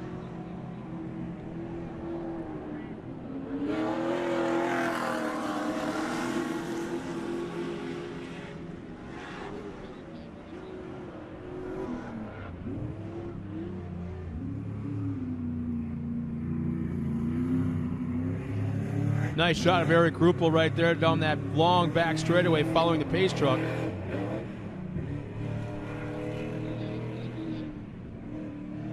Once again in 2016, I'd have to say that Richie Kuloff has the best job in TORC, driving that pace truck all around the country at every racetrack that TORC runs at.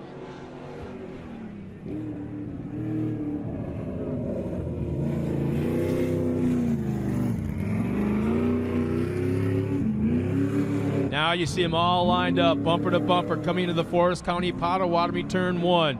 It's Ruppel, Edgerton, Peterson, Conrad, and Hanegraaff all running the top five. Faye Stesney down at the infield flag stand will restart the race in just a few seconds.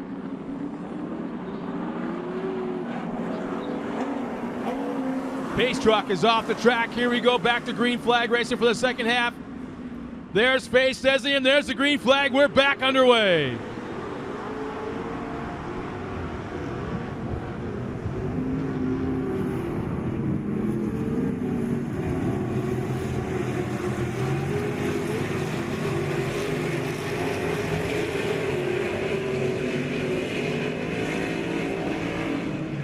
Once again, Ruppel's inched out in front about 5 truck lengths over Edgerton. And Peterson right on the back bumper running in third.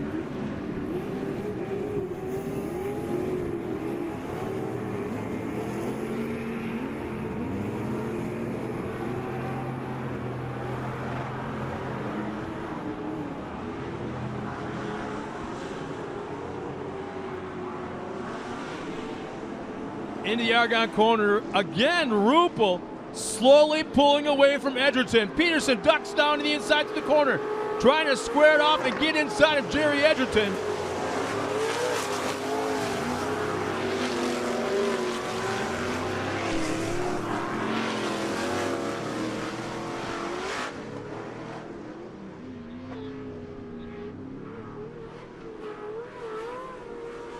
coming down into the Forest County Potawatomi turn 1.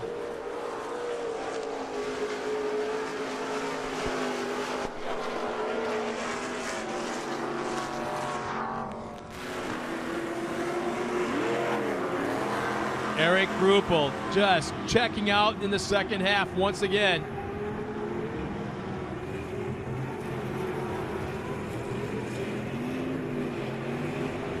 Just throwing that truck sideways so nicely. Fully under control coming through the Argonne corner. I'm sorry, through the gravel pit turn. Up over the Polaris jump. Scoring one more lap in the lead. Eric Ruppel.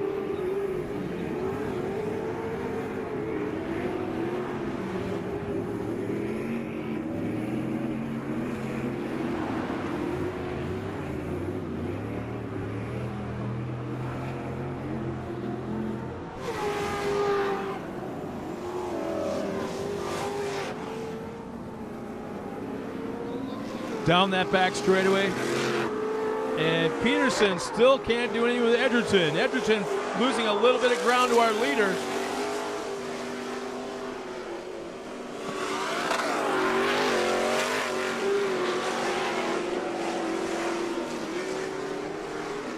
Here come our top three now into turn 1.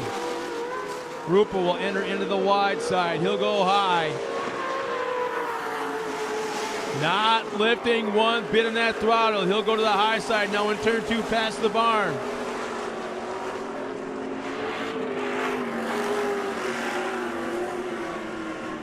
Man, Ruppel just skipping around that left-hand turn just before the skyboxes. Both left side tires bouncing up into the air a little bit.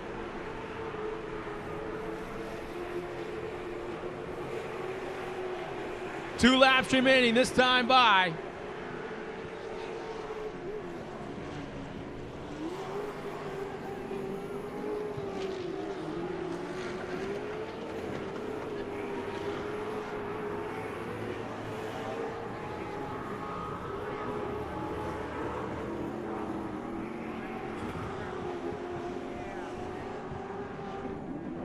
Ruppel just looking so smooth, so fast right now. Nobody around as he is running the desired lines. That truck going exactly where it wants to go.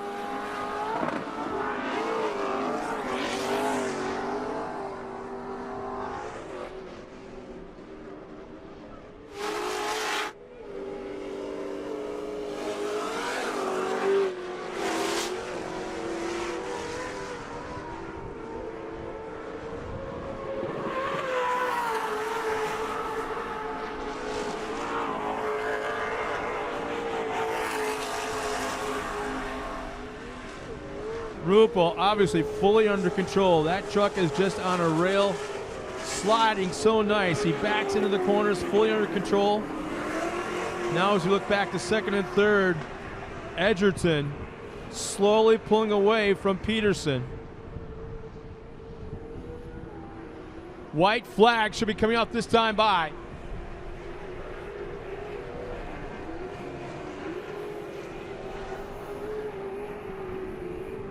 There's the white one more time around for Eric Ruppel, who's been so strong in this entire race.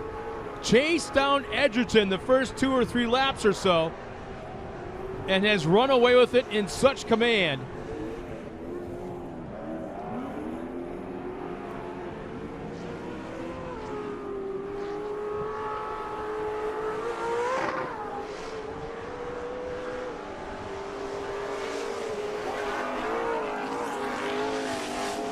Erie Edgerton, Mark Peterson now going that tight left-hand 180. Here we go. Throwing that truck sideways. Peterson trying everything, and nothing has worked so far.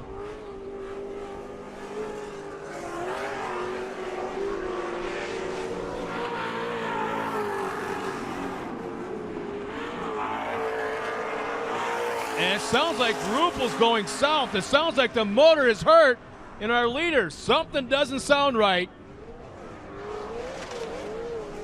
And our leader pulls off the track. Our leader pulls off the track. When he came around turn 1, you could hear the engine not sounding right. And our leader has pulled off the track, and now up front is Jerry Edgerton.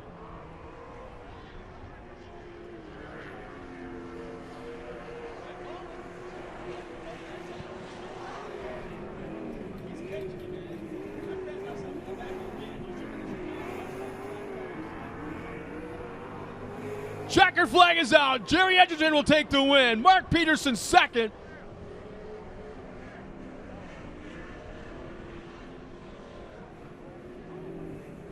And coming around, it looks like it's going to be Scott Mueller. And it is. Mueller will take that third spot. Fourth will be Kevin Hanegraaff. But what a wild finish. It's never over until it's over, without a doubt. Well, we'll get our top three finishers up to the podium one more time, and we'll be right back after this. Everyone has their daily routines. Some of us thrive on adventure, the thrill, even just a little family time. We live for the weekend. Whatever your passion, Kenda Tires is there for you. Kenda Tires, designed for your journey.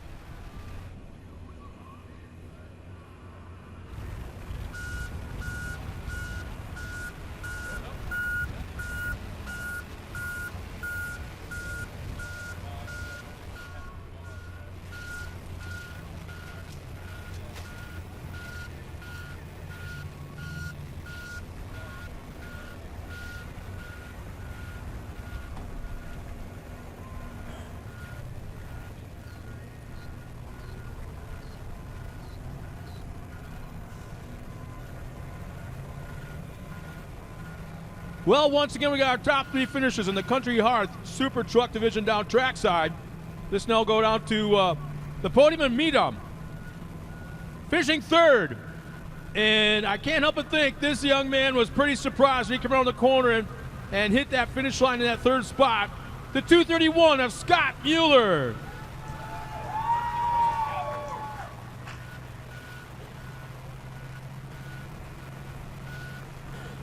Finishing second, I can't help but think that he's got a helmet full of mud.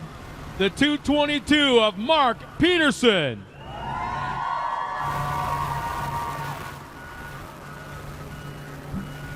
And in taking the win, he pulled a hole shot earlier in the race.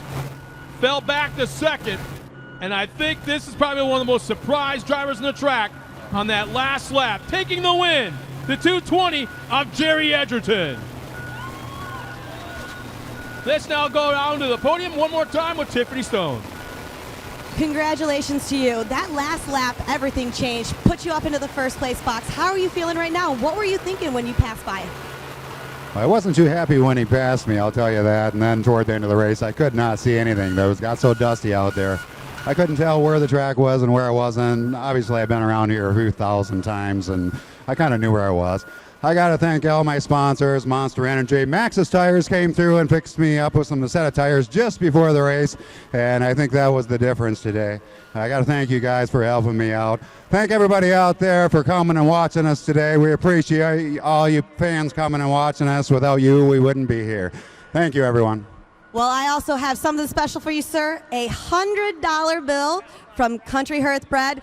That's for you. Congratulations. Make sure you guys check out AMSOIL too. They're all with the contingency. They sponsor you guys. They give you great oil. They give you guys the power that you need. But congratulations for you guys. You guys take that top of the box, everybody up. One more round of applause for everybody.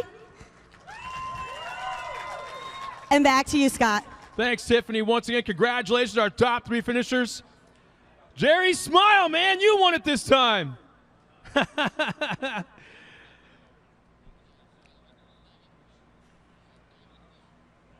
Well, as you see at the line right now, we've got our next race all ready to go. So in just a moment, we'll be coming out with our Lincoln Electric single 1600 buggy race. We'll be right back after this.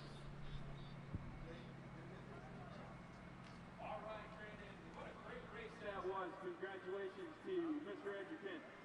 We do have our 1 o'clock winner for our Chamber of Commerce Cold Hard Cash, sponsored by the Crandon Pharmacy.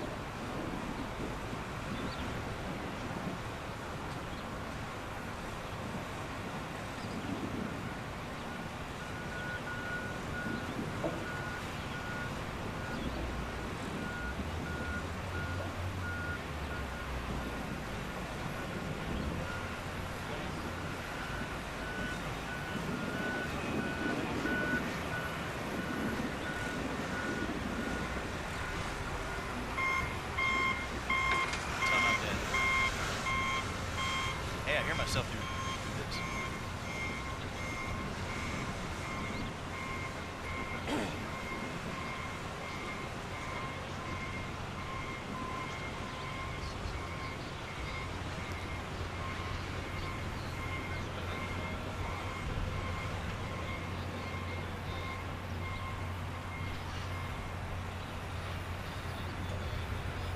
Well, welcome back, everybody, as we get ready for the next race. It's going to be the Lincoln Electric 1600 buggy race. I'm really happy right now. I got an old friend of mine up here in the booth, and he stepped up and is doing the TV and the live stream this year. And how's that been going? I mean, it's like you've been in Dallas, It's fun. Chicago. It's really hard You've been in the working air with. conditioning. It's really hard working with Ricky Johnson.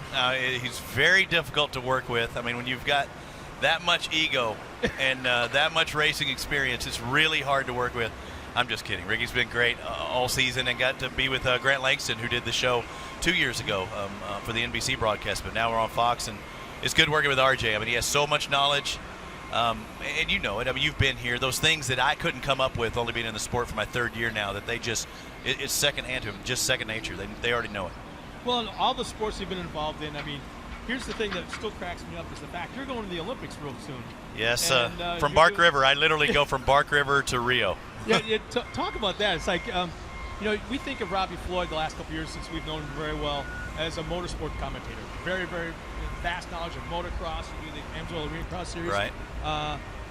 But what are you doing at the Olympics? Table tennis. My Chinese names, I've been trying to study as much as I can. I really haven't, but there's more X's in the names of the athletes of any other sport than you will ever Can you see. rattle off a couple for us right now? No, not right now. But it is a heavily Asian-influenced sport. So, I mean, the names are so much different. Just when I think I finally got Milan Masnik's name down, I'm having to think of a Chinese athlete, and that's a different story. But, yeah, I don't really commentate much for it.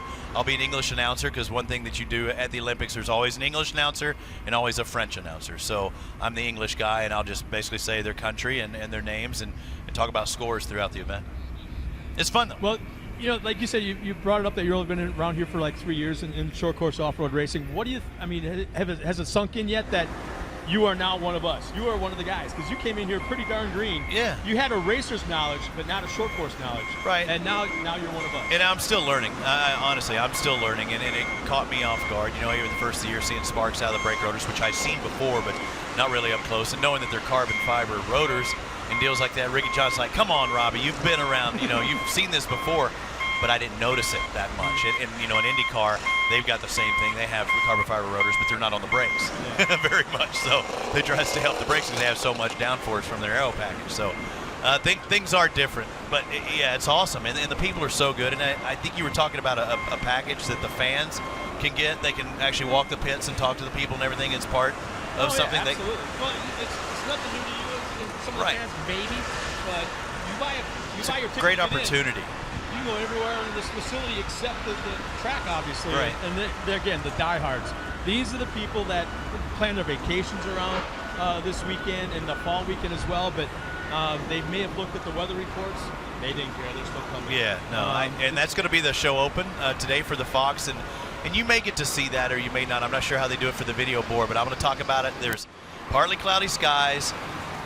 What is it? There's partly cloudy skies. The wind's blowing. There's a chance of rain, but I guarantee you will see a brawl here today. And that's exactly what we're going to have later on when we see TORC, the Off-Road Championship presented by Amsoil. But, yeah, the fans here are like no other. And I got to give a shout-out to, Bark River as well. I love both of those tracks, and both of them big outdoors. But, really, there's nothing quite like Crandon, and it's so big and so much fun. We do it twice a year. And the thing is, too, since you come into the sport, obviously you're involved in social media. Yeah. And on Facebook quite a bit. But you've become friends with the fans. I mean, on Facebook, friends with them. It's tough like that. Wentz Trackside Bar and Grill, all that gang is here. Yeah, Here's oh the my social media gosh. fact. Are there's still 47 people sleeping in that one garage? In that garage, and it gets worse come fall time. But yeah, you can always follow everything out on whether it be at TORC Off-Road, Facebook.com/TORC, or hashtag TORC16. We've been talking about that, and hashtag TORC Off-Road. But the hashtag TORC16, it's really simple.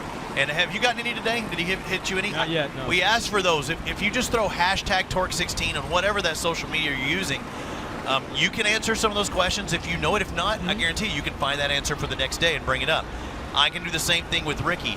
If I don't know that answer, or Ricky doesn't know that answer, we'll try and get you that answer tomorrow. We'll put it actually on on the Fox Sports Go. I think they're also doing, what else we have? YouTube, and also maybe Facebook Live. I think might come out today. At least I know tomorrow for sure we'll get to see Facebook Live happen as well, and that's kind of a new media that really hasn't been done in motorsports. Well, we'll be given less than 5 minutes remaining for our next race. Once again, it's the Lincoln Electric single buggy division, and you're going to be doing the broadcast for open wheel. I like the buggies. Buggies are good. Yeah, Ben Epron in there?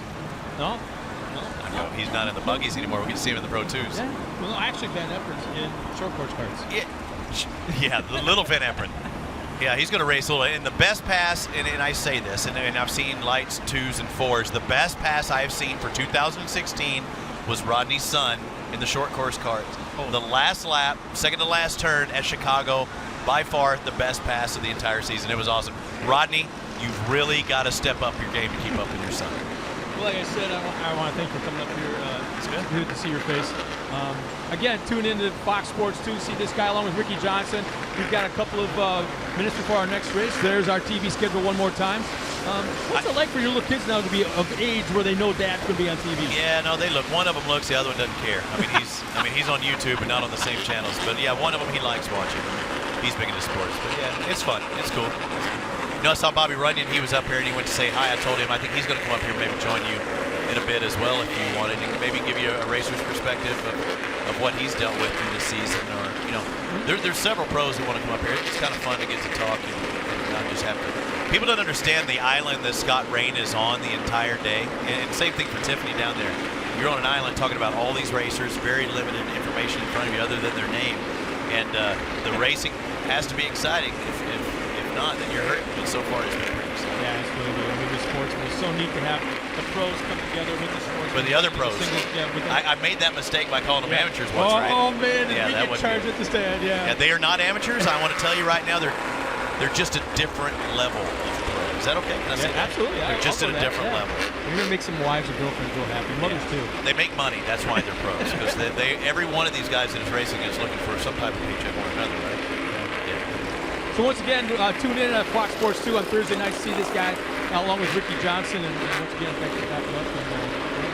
All good, buddy. All right. We'll be right back in a little bit with Lincoln Electric single buggy division. Buggies.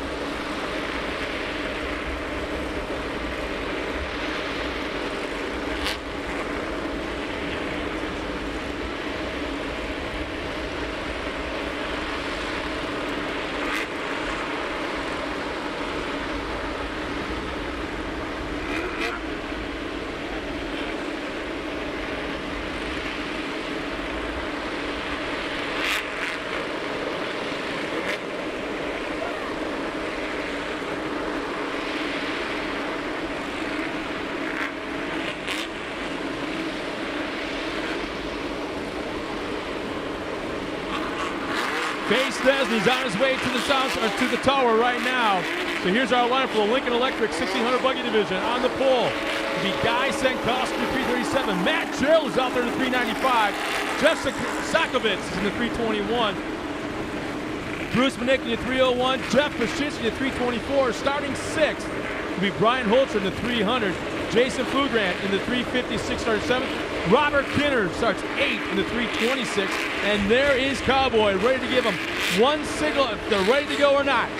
David Luger in the 328. Bruce Fraley here from Las Vegas in the 312. And J.D. Corrin in the 369 starts 11th. Tex waiting for the signal from Face Desney. And here we go. Everybody signals right back with a thumbs up. If they're not ready, he stops. Back to the second row. And now he turns it over to Bay in the flag tower. The Lincoln Electric 1600 single buggy about to take the green flag.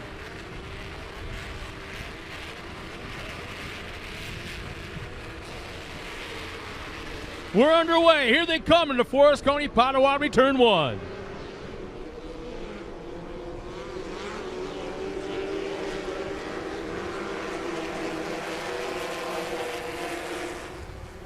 Now watch the inside, and it's Matt Gerald with a hole shot. How about that? But on the outside, Matt Gerald had the hole shot just for a moment.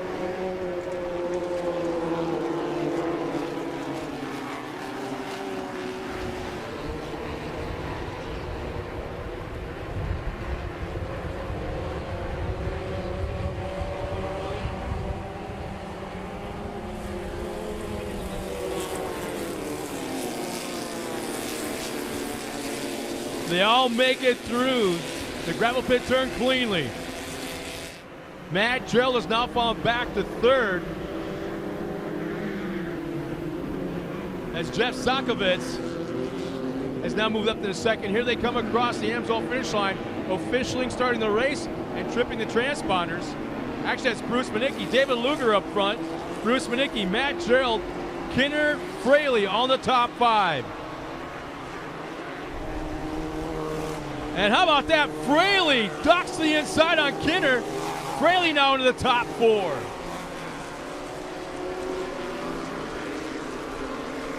And here comes Kinner back on the outside. Kinner will retake the 4th spot away from Fraley.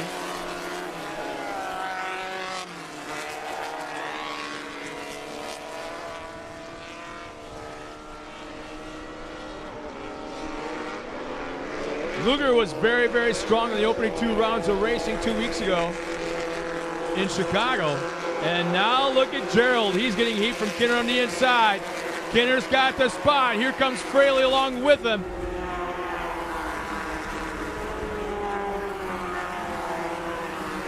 Fraley ducks the outside on Matt Gerald.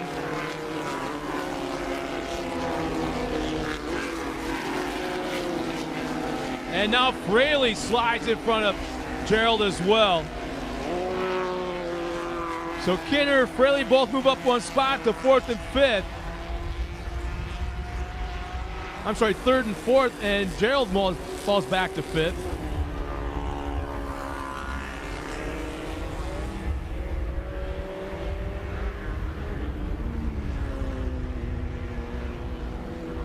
And Dave Luger looking so strong right now.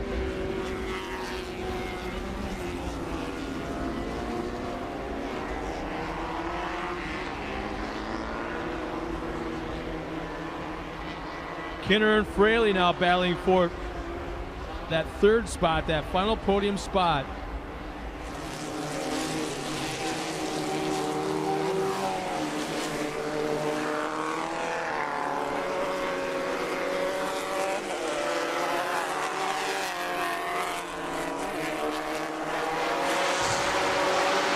That long back straightaway into that tight left-hand 180.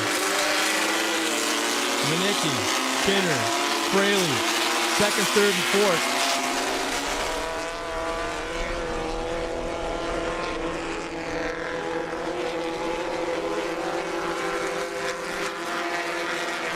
Luger gets a good run down that straightaway into turn 1. Kinner's got a good run. Tries to slide wide, then cut back. Now watch him try to duck to the inside in turn 2.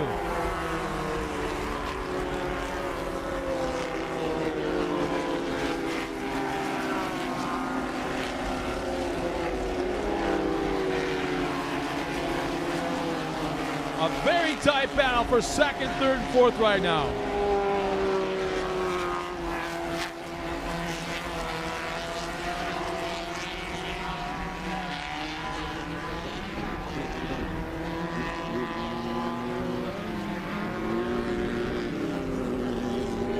Five laps remaining this time by. Still the battle is on for second, third, and fourth. As our leader is now putting cars a lap down. So right now it's all about Kinner, who's moved up to second. Manicki's fallen back to third, and Fraley watching it all happen right in front of him in fourth. And Fraley goes around. In the Argonne corner, Bruce Fraley, who was running in the top 4, had a shot for the win. Now has fallen back quite a ways and has lost eyesight of the lead.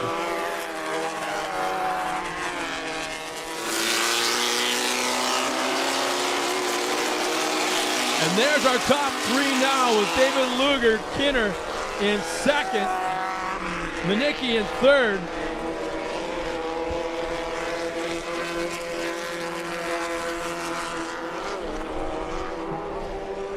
With such a limited class, suspension, restrictor plates, a smaller VW air-cooled motor, trying to keep the speed momentum up through the corners is very, very tough, which is what makes this such a great driver's class.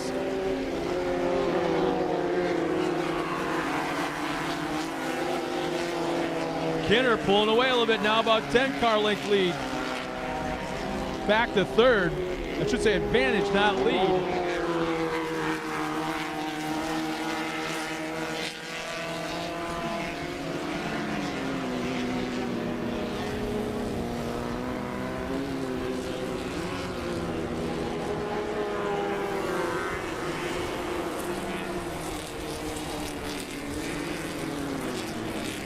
Four laps remaining this time by.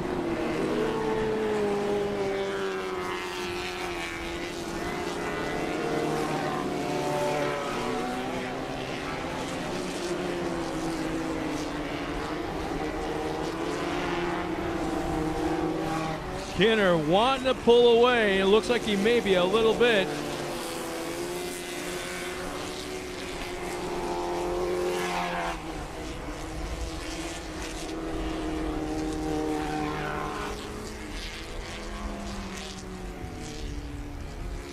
And Manicki scrubbed off a lot of speed in that left-hand 180. Lost now to about maybe 12, 13 car lengths up to Kinner.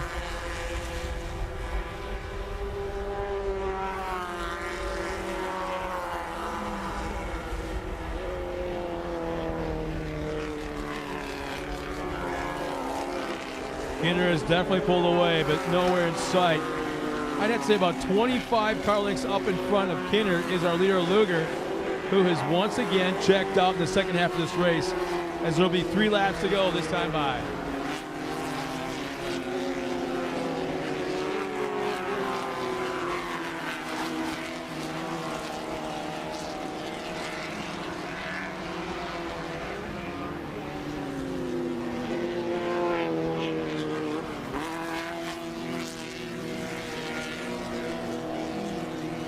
And there's the comp yellow. As our leader crosses under, it's going to be Luger with up front, Kinner, Manicki second and third. There's our KC Highlights Vision Wheels. Cooper Tire Pace Truck. Richie Kulap behind the wheel. He'll collect the field.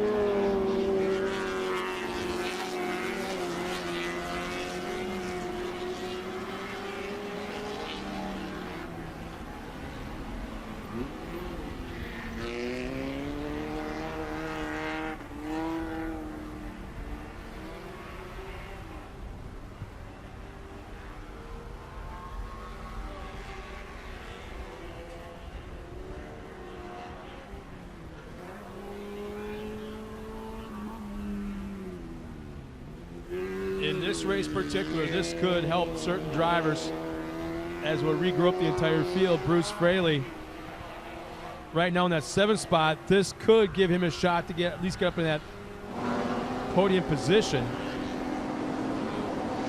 as they are all bunched up, as well as Matt Gerald running 6th. Fraley is running in that 7th spot, as he was running, I believe, the top 3 when he looped it in the Argonne, or in the gravel pit turn.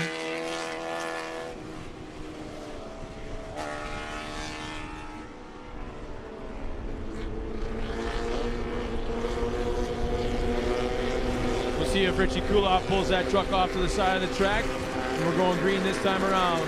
Faye Stesney's on that flag stand, getting ready to go.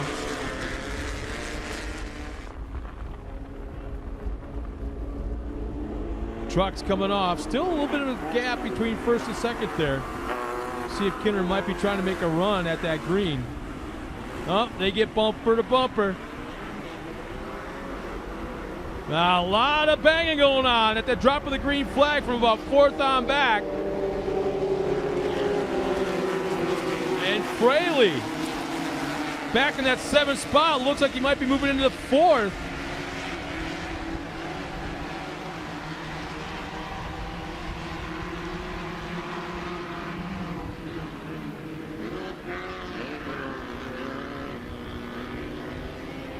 David Luger once again, nice advantage at the drop of the green flag.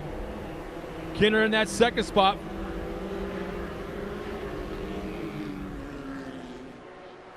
And there's a shot at what happened right at the start. Just bang, bumper to bumper from 4th on back.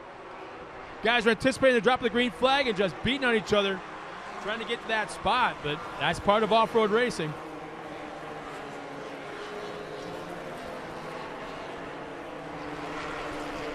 There's our leader once again, Luger, with Kinner and Fraley now in that 3rd spot. Fraley started 7th at the restart, now running 3rd.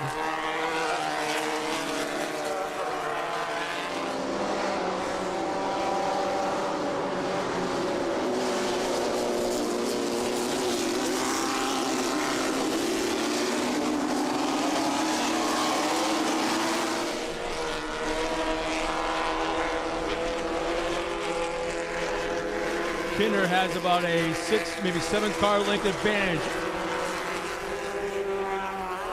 over Bruce Fraley. Fraley's definitely running out of time with 2 laps remaining this time by.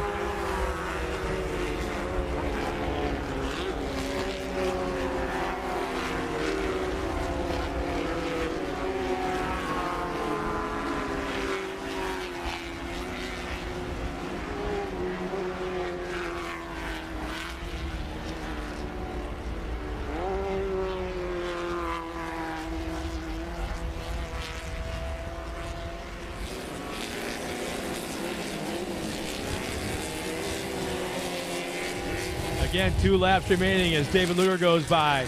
Kinner goes by. Fraley right there. Fraley now in the back bumper of 2nd. This is exactly why he drives from Las Vegas and back every single race weekend, is for race action just like this.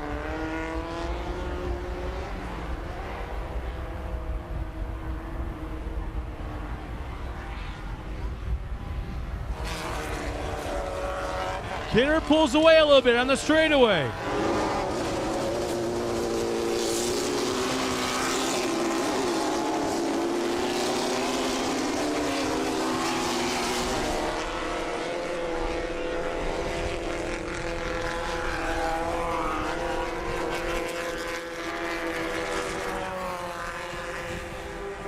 Kinner again has pulled away, even more so from Fraley. 1st, 2nd, 3rd, and 4th are gapped out quite a bit from the rest of the field.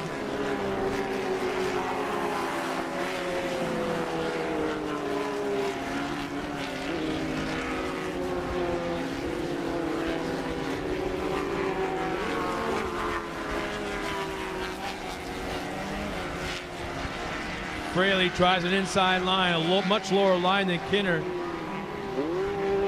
Fraley looks like he made up for quite a bit of ground on that. White flag is coming out this time around. As Luger crosses the line up front.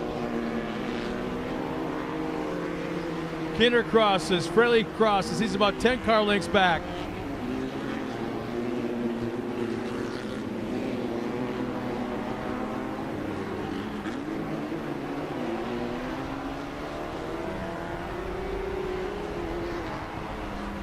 This is a section of that last lap or so that Fraley has lost a lot of ground to Kinner, as Kinner's just pulled away a little bit, it looks like, once again.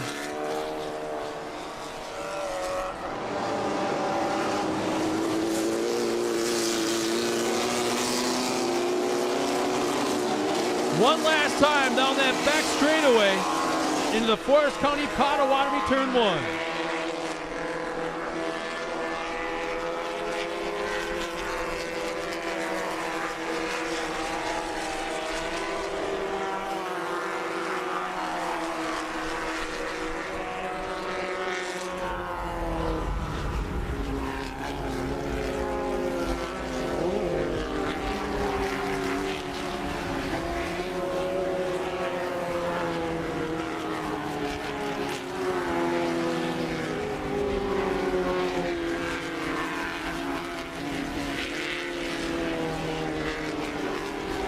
One last time to the gravel pit turn up over the Polaris jump. Into the final corner, aimed at the Amsoil finish line. Once again, David Luger will take the win well up front. In second will be Robert Kinner, not far behind.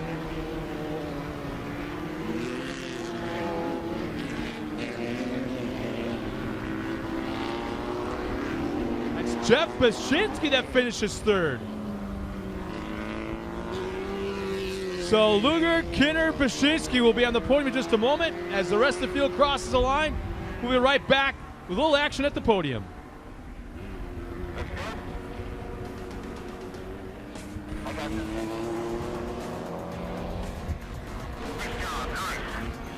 Outside of one is not where you want to be. Affirmative, sir. You're doing good, relax. Everybody getting ready for more ride? That worked fine for me.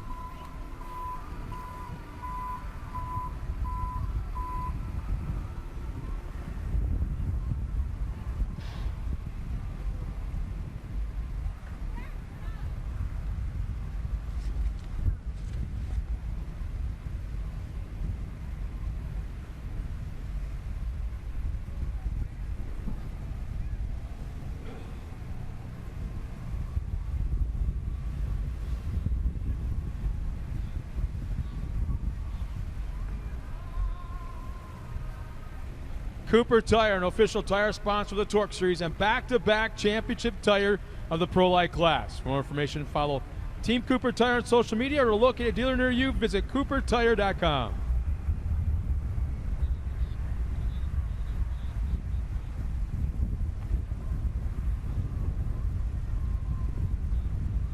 And Vision Wheel has been in the business for over 40 years, and our customers have come to expect the very best from us. We look beyond the current trends and into the future in developing, manufacturing, and distributing wheels that set new techniques. Our excitement has steadily grown over the past few months as we've watched our vision for off-road superiority come to reality. Strength and design through real-world research is our commitment. From high-speed desert racing in Baja to short course racing, carnage, Vision has arrived.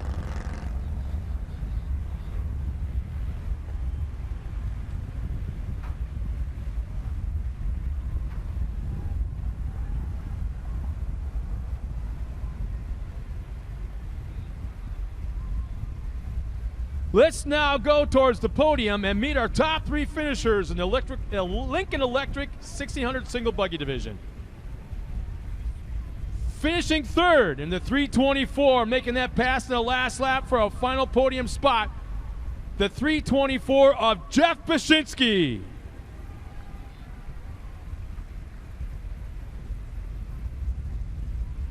Finishing second, he had a lot, but just not quite enough for the front spot. The 326 of Robert Kinner.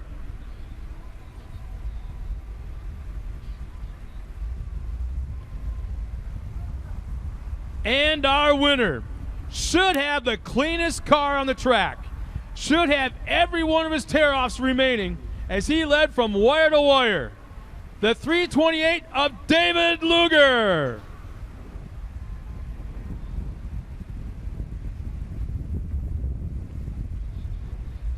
Well, there's Tiffany all smiles talking to our winner who's all smiles. Tiffany, you take it away. Congratulations to you. I've seen you up here back to back. You were in there in Chicago. You made it again up here. How does that feel, 3 races in a row to make podium, and especially in Crandon, be on top of that box? It feels so good, Tiffany. I can't even imagine. Coming out of Chicago, I wasn't sure how I was going to do it here at Crandon, but getting that whole shot out of turn 1 is so important here. And then just run like heck. Well, it's so good to see you up here. And the track, of course, if you guys didn't see before, last week, that track is a little bit smaller, a lot of inside turns. Here, you're at a 1.7-mile track. How does that feel? How's that different when you go into racing? There's a lot more work on the short track. There's a lot more going on in the car, doing the sharp hairpin turns. Here, it's a little more flat out. You get a little bit of chance to relax on the straightaways, but it's still enough work. Well, it looks like the word of the day is work. You put in that work. You got on top of that box. Congratulations again to you. Good luck tomorrow. Thank you. I got to thank, first and foremost, my spotter, my brother, the other half of my crew. I couldn't do it without him. And next, I got to, of course, thank TORC, all the guys at Moore, Amsoil, Stingle Performance Transaxles, and VP Fuels, of course. And Crandon, they're the best fans, and they put together a great track today. Hats off to the track workers. Well, good job to you. Congratulations to the rest of the winners. And back to you, Scott. Thanks a lot, Tiffany. And again, there's a great shot. Congratulations all around for the guy in the top spot. Smile, guys. Jeez, there's about 14 other guys that wish they're in your spot. We'll be right back after this with our next race, the Mondoos Super Stock Truck Division.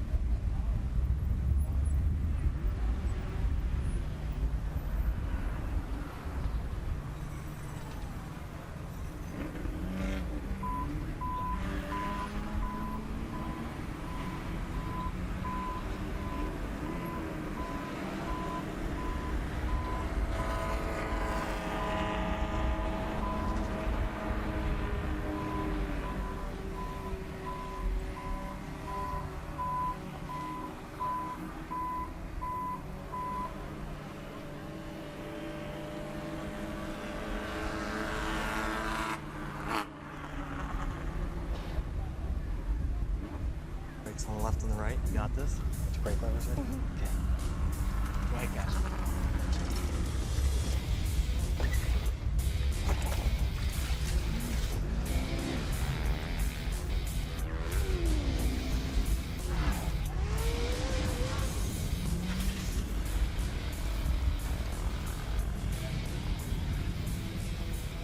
We know dirt. Maxxis tires. Brakes on the left and the right. You got this? It's brake levers right? Okay. Go ahead, guys.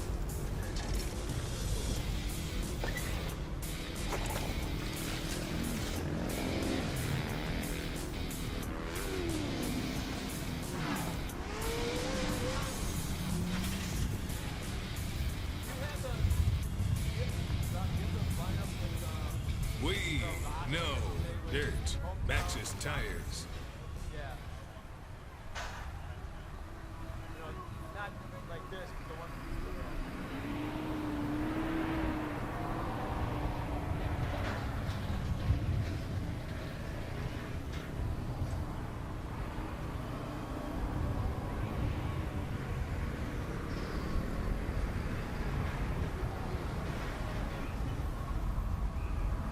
Roger. Yep. No idea. Where'd you see a flash?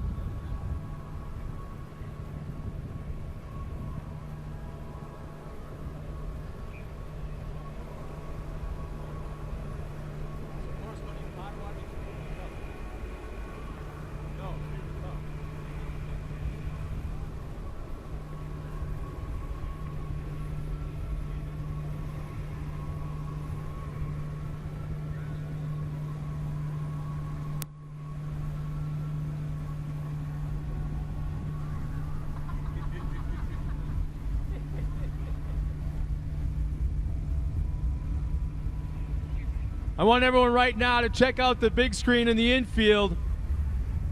Without a doubt, I mean, we can blow smoke up your tailpipe all we want, but the thing is, I'm not going to do that. So I can honestly say, without a doubt, the Crandon fans are the best fans in the country. We can go anywhere we want on the West Coast. They're not like this. We can go anywhere we want in Southern California. It is not like this. Ladies and gentlemen, you guys, Crandon International Off-Road Raceway, the premier facility in the world for short course off-road racing, has got the best fans. As the camera scopes around the hill, you'll see yourself. Throw your fists up in the air. There we go. We got a couple of fans waving. Text your friends, your family, your coworkers. Hashtag TORC16. Tell them you're kind of laughing at them because you're here and they're not. We watched the weather reports this morning. Yeah, there might have been rain. Wait a minute, is that happy face chairs? Really? Happy smiley face chairs. I've never seen those before. But we're supposed to be getting rain today, and we're not. We've got actually, I think, perfect track condition weather. Perfect wind. The wind is just enough to carry the dirt away from the crowd. To the racers. Keep it in the racers. Keep it on the track, not into the crowd. So you guys right now have got the best temperature, the best sun. It doesn't get any better than this. And in fact, probably the best race of the afternoon is coming up next. It's the Mountain Dew Super Stock Truck Class. 17 cars coming out here. Best of friends in the pits, best of friends at home. But when they hit the track, they take the gloves off. 2 rows of super stock truck races or class out there. And you know what? Not one of them is Don Demony. Not one. Kind of nice, huh? No dodge. Oh, well. Here's our lineup of 17 super stock trucks. On the front row with the pole, the 867 of Roger Shaden. Alongside him is Tom Varner, an 837. Gatlin Keener, probably the most noticed truck on the track, in the 886. Jamie Kleikamp in the 825. Troy Shaden in the 829. Keep your eye on Nick Bing in the 833. Garrett Laurer in the 819. And how about Mitch Dorr in the 897? Don't take your eyes off him. Mike Funk in the 807 starts 9th. Joy Machosik in the 851 starts 10th. Kenny Platt in the 812. Scott Heichel in the 899. Ken Wilson starts 13th, the 803. Robert LeGrand in the 870. Harvey Lewis in the 855. Scott Allison in the 813. Jay Schaefer in the 806. Here they come into turn one.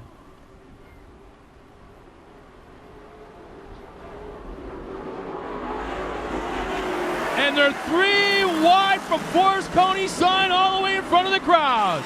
And Mitch Dorr pulls the whole shot.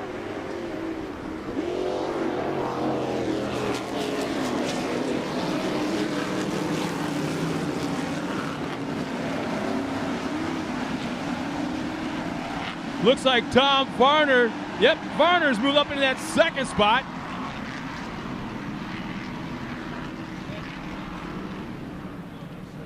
Looks like Shaden's trying to move up into that third right now, currently fourth. And Shaden now battling side by side up into third.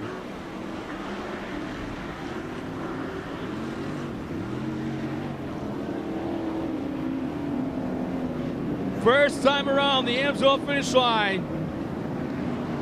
Mitch Dorr, Tom Varner, Garrett Laurer, Mike Funk, Nick Bing on the top 5. Joey Machosik, 6th. And they just threw down the track where he's just doing a bunch of water, and look at the dust already as they come around the Argonne corner.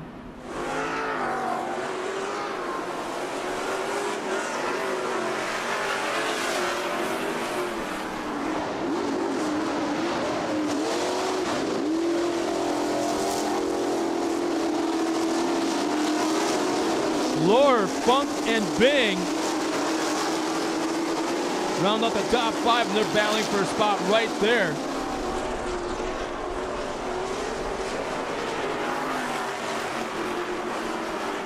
Looks like Bing gets around Funk. Yes, he does. Bing moves up 1 spot.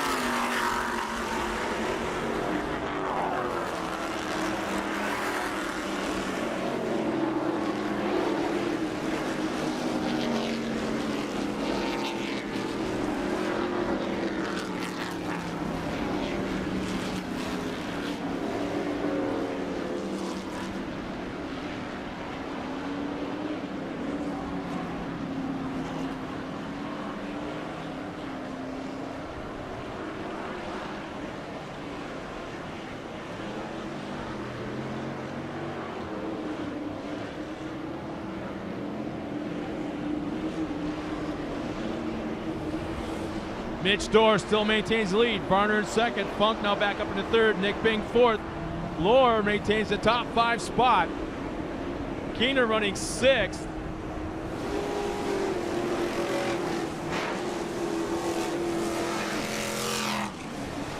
There's Varner and Funk. Funk in that white and bright yellow Chevy. As Mitch Dorr's now got about 10 car length lead heading into that 180.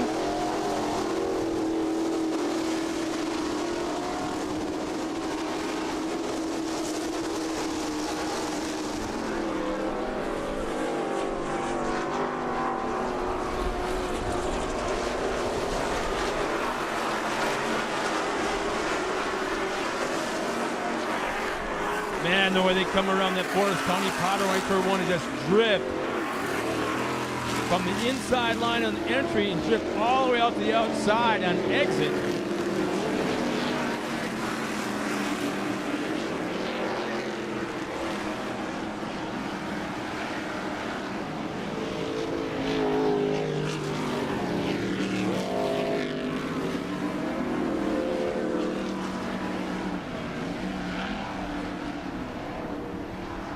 6 laps remaining this time by for Mitch Dorr.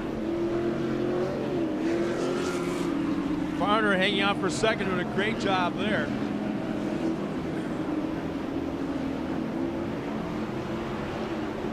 Mike Funk, Nick Bing moves up into that 4th spot. Garrett Lohr. Keener still maintains 6th. Joy Machosik back in 7th.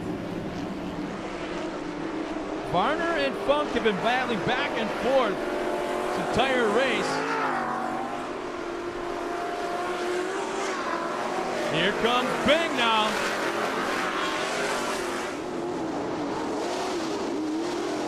Nick Bing goes outside of Mike Funk. He takes that outside line away. Mike Funk kind of throws it sideways. Bing cuts back inside. Tries to square it off. We'll see if it works.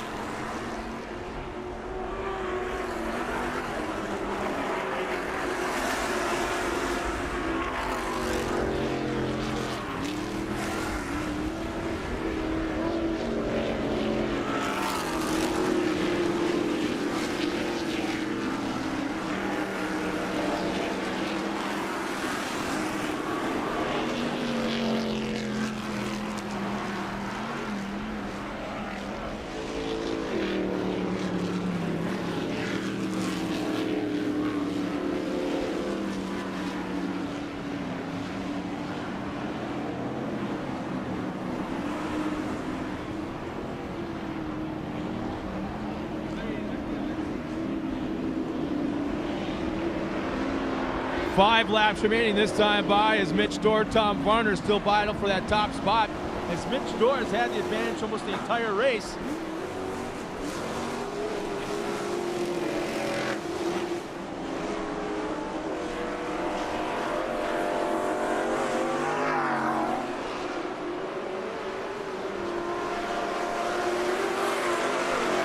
As Mitch Dorr handles that top spot, Tom Varner second. Mike Funk is still running that 3rd spot in that yellow hood with the gray sides. Shaden is right behind him in that bright yellow Chevrolet. Nick Bing in a Ford, that bright orange and black entry. But all that doesn't matter as Mitch Dorr is all but checked out. He's into the turn and way out of the turn before Varner even comes around. And Shaden buffaloes his way to the inside. Troy Shaden moves inside of Mike Funk and moves up 1 spot. Nick Bing comes with him, shoves Funk aside, and he'll take the 4th spot.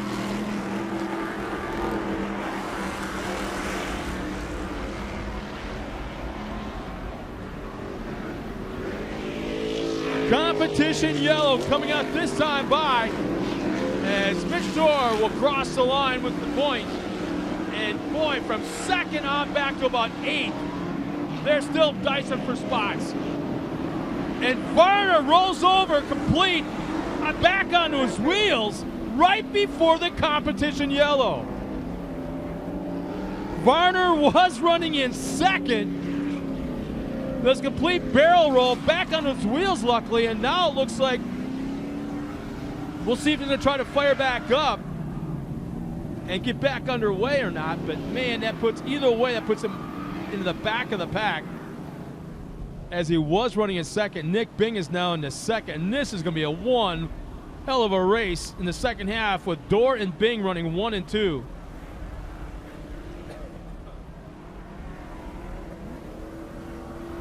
You see the left rear quarter panel on Troy Shaden, like 1 bolt away from being tore off.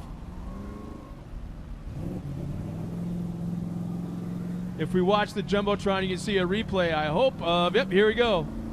Coming in, Varner all by himself, nobody's around him. Just bikes it up on 2 wheels, tries to turn into it.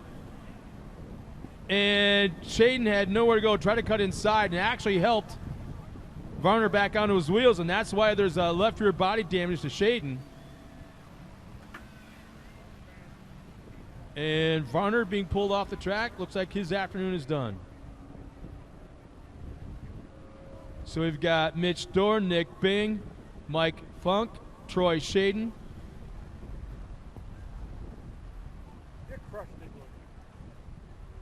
And we should be going back to green flag this time by.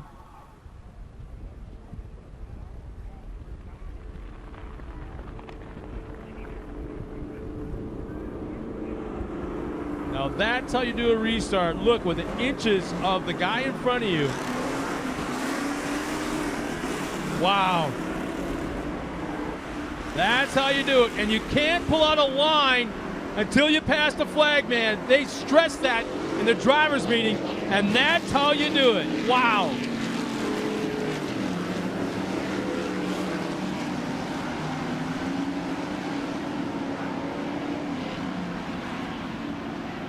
Mitch Dorr leads the entire field into the gravel pit turn. Mike Funk tries the inside line. Slide job of Nick Bink doesn't work.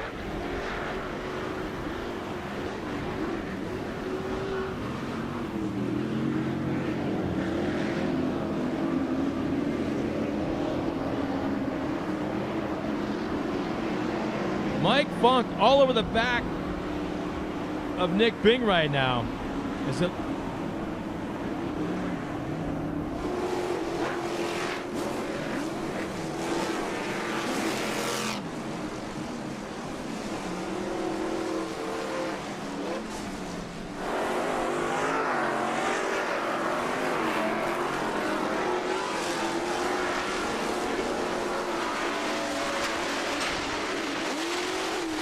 And look at Mike Funk goes to the inside of Troy Shaden. He over-rotates. Was running in that 4th spot, over-rotates aggressively, trying to go to the inside of Troy Shaden, over-rotates, and he'll fall well back in the pack.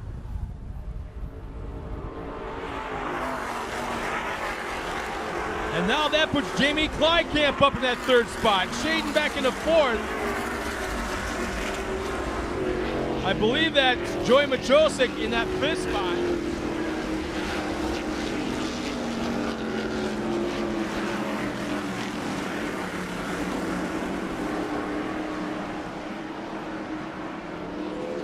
Three laps remaining this time around, as Mitch Dorr has really been strong this entire race.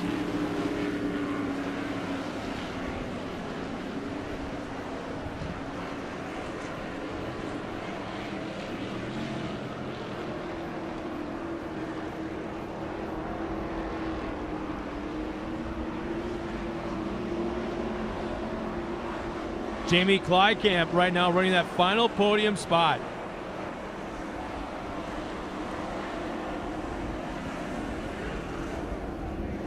That white tribal red and blue, I believe that's is that a Dodge? Troy Shaden, Joey Machosik. Scott Heikla trying to go inside of Machosik and does. Heikla moves up 1 spot.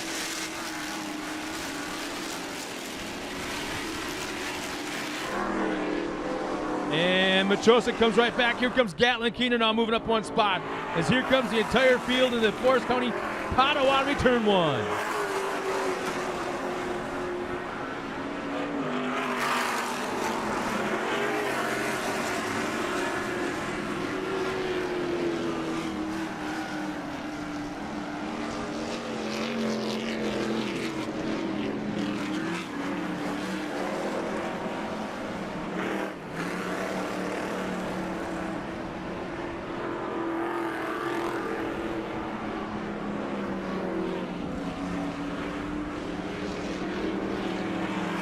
As our top 3 cross the Polaris jump, headed towards the Amsoil finish line. There'll be 2 laps remaining.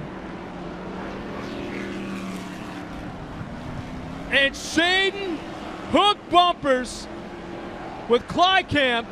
They both go around. Kleikamp is sitting there. There's all kinds of stuff going on. We've got a rollover. Is that Shaden going over?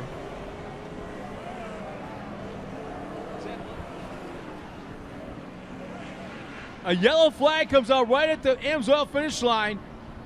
Kleikamp goes by as he Oh, that's Mike Funk that did the barrel roll.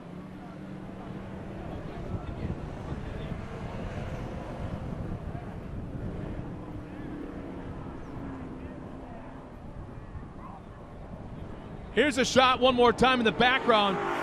It looks like Machosik got into the back of Mike Funk. But there is all kinds of other stuff going on all around it as well. But that's the big one.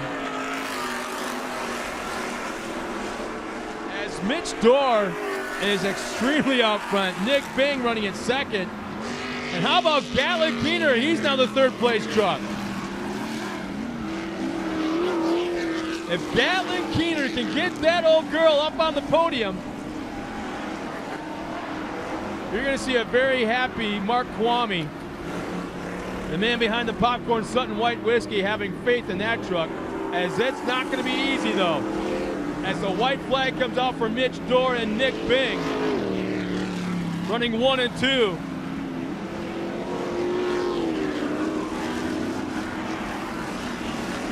There's the white flag for Gatlin Keener.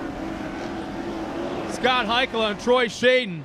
They will not make it easy for that young man, that man giant. Yeah. But what a pretty shot right there of Mitch Dorr. Going that tight left-hand 180. Nick Bing right there.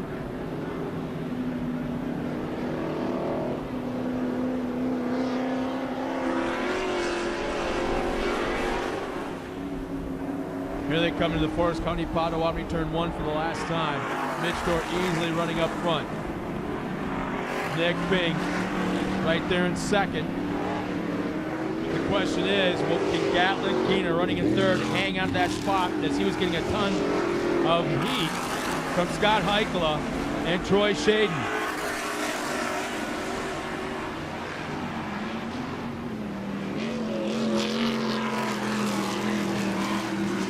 Just got reports the 829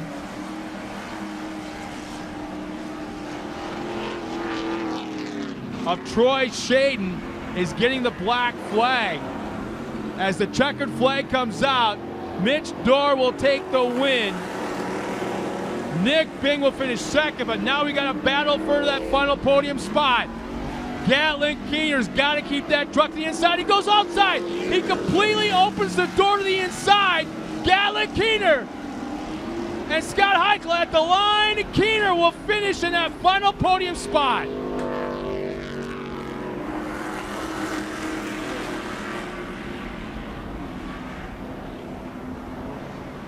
That will make for some interesting interviews now at the podium, and I'm sure some very animated conversation back in the pit area as well. There's our top 3 finishers in the Mountain Dew Super Stock Truck Race. We'll get them up the podium in just a second. We'll be right back with some pretty cool words, I'm quite sure. To the left and the right, you got this. Great ball. Like that.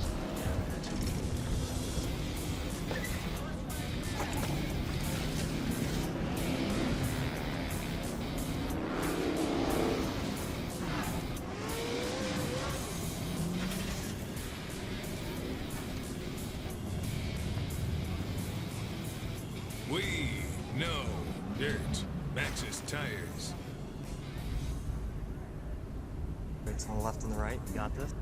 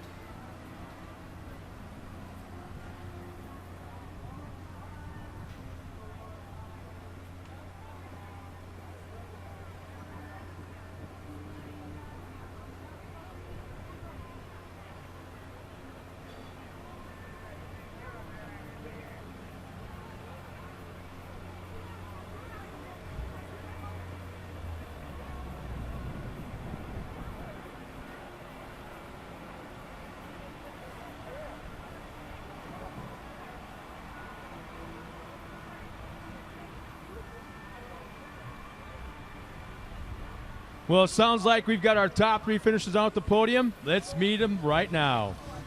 Finishing at 3rd spot.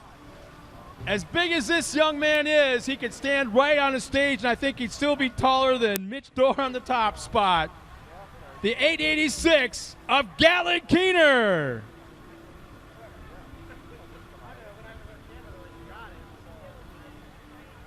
Finishing 2nd. Man, I don't have a clue how many podiums this makes for his career. The 833 of Nick Bing.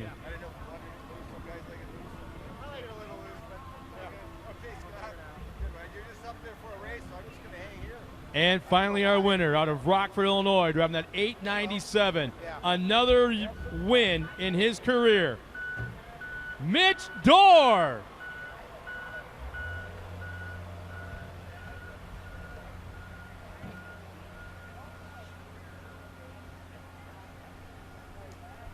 Well, Tiffany has our winner right there. Let's send it down to her at the podium. Tiffany. Congratulations to you, Mitch. You are the Mountain Dew Super Stock Truck winner here in Crandon. When we were in Chicago, you podium 2nd. You bumped it up. You're on top of the box. What did you do to change to get here today? I have good luck at this place somehow, but everything came out of turn 1 and first, and just tried not to look back, just hold my position, and here we are. I got to thank High Rev Graphics, ATD, BF Goodrich Tires. Thank you guys, and hope we can do it tomorrow. Well, it's good to see you up here. How different is for the people who don't know about Chicago's track over here? Like I said, this is a little bit larger. You got that long turn coming in from turn 1. How does that feel? How fast are you going? I think our truck, we're close to 90 entering, but Pro 4, I mean, they're over 100, but I find this more exciting, the speed of it. It's quite a rush, so I like it better in Chicago, but they're both a good time, but this is fun. Well, it's so good to see you up here. Congratulations again. You've done it. You are the Mountain Dew Super Stock Truck winner here in Crandon. Congratulations. Thank you. Thank you. And we do have a little word from our sponsors here at Mountain Dew. I have a special guest, just let you know a little bit more. Thank you. On behalf of Mountain Dew and Mid-Wisconsin Beverage, we'd like to give you some Mountain Dew for your accomplishments. Good luck. Yeah, this is a limited edition can panel. We printed 3.6 million cans advertising for this weekend. So there's a collector can in there. You can share it with your crew, your family, and even drink some. So good job today. You're welcome. And back up to you, Scott. Thanks, Tiffany. That's quite the display. What did I tell you? The guy in the middle, maybe the shortest one, but he's the winner. Hey, Mitch, look to your right. You just beat that guy. Nice job, guys. Congratulations on our top 3 finish in the Mountain Dew Super Stock Truck Race. We'll be right back after this.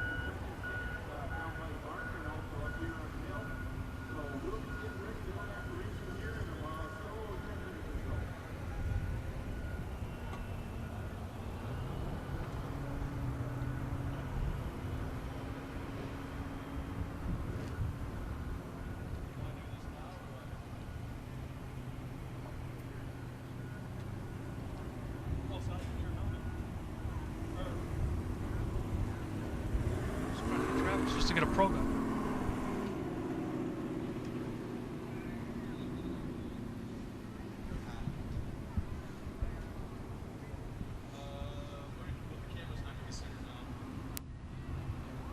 Kennedy didn't see that.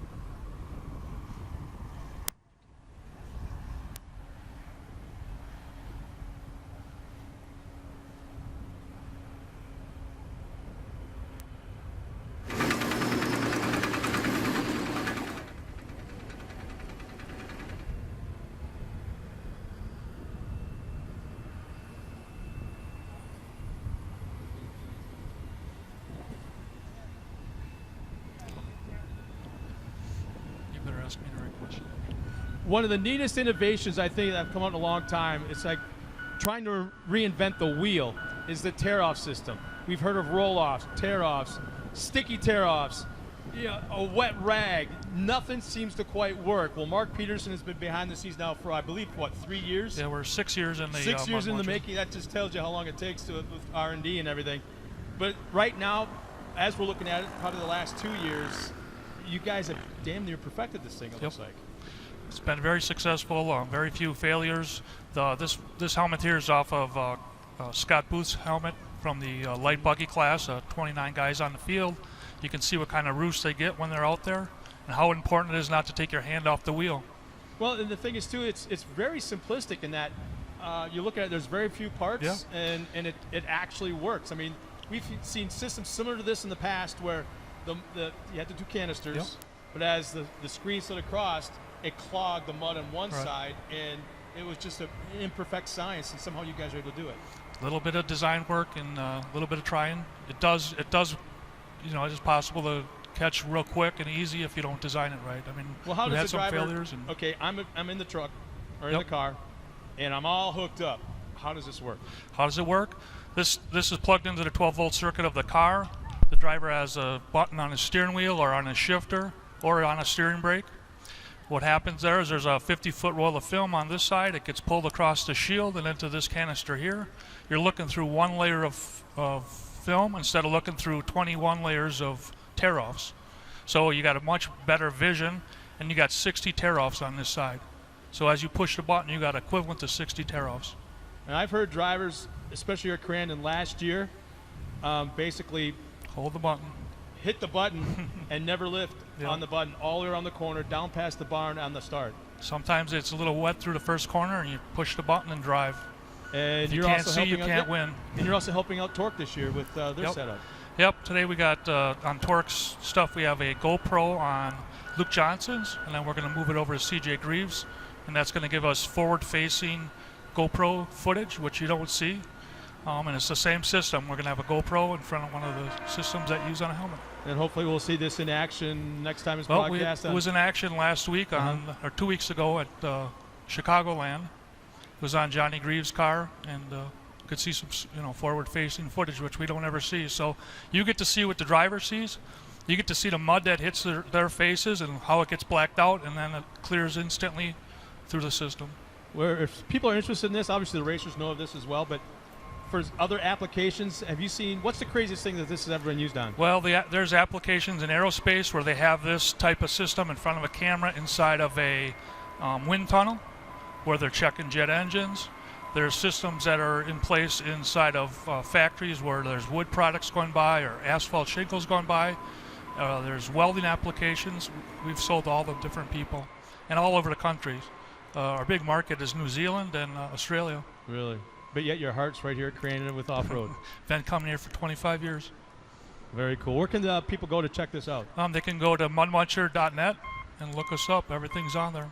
Mudmuncher.net. All one word, no hyphens, no nothing. Mudmuncher.net. All right. Well, thank you so much for coming up here. Thank you. Very, very cool. You may not be racing anymore, but you're still around, man. Mark Peterson right here with Mud Munchers. Check it out, mudmuncher.net. We'll be right back.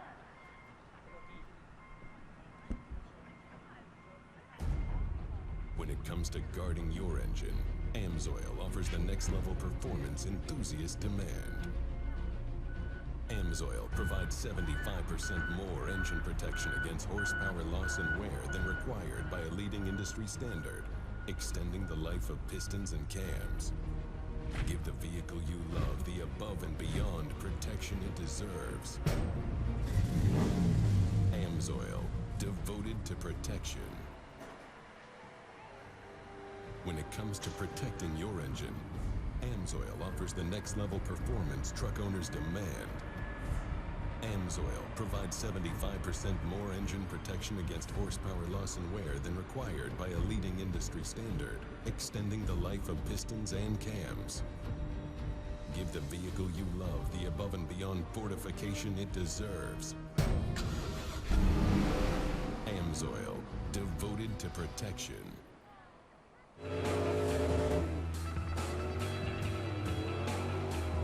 Let's bring the truck in and we'll swap those tires out so we can get you going down the road.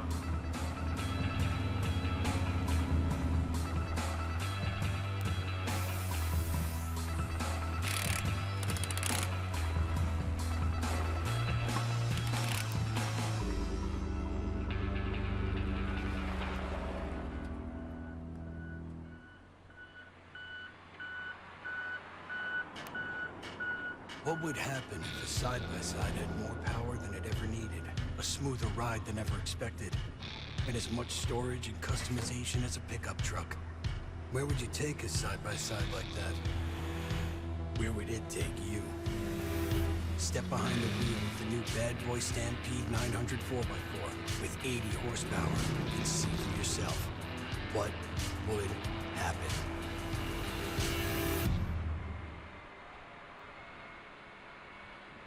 All right, folks. Hey, while they're finishing getting ready, getting the track all set for the short course carts, we have Mud Muncher over here on the north side of the Stour. He's got some stickers for the kids. You kids want to come up over to the north side, he's going to hand out some stickers for you. And so come on up, get yourself some stickers. He's going to throw them right off the edge over here for you. So come on up, all you kids. And we're going to be getting ready to go back to racing here in a few minutes. So everybody come on up. He's got some good stuff for you. Again, it's Mud Muncher. They're handing out some tickets and stuff out there, so come on up and get yourself one. And we're going to be getting ready to go racing here shortly, so we'll turn it back to you guys.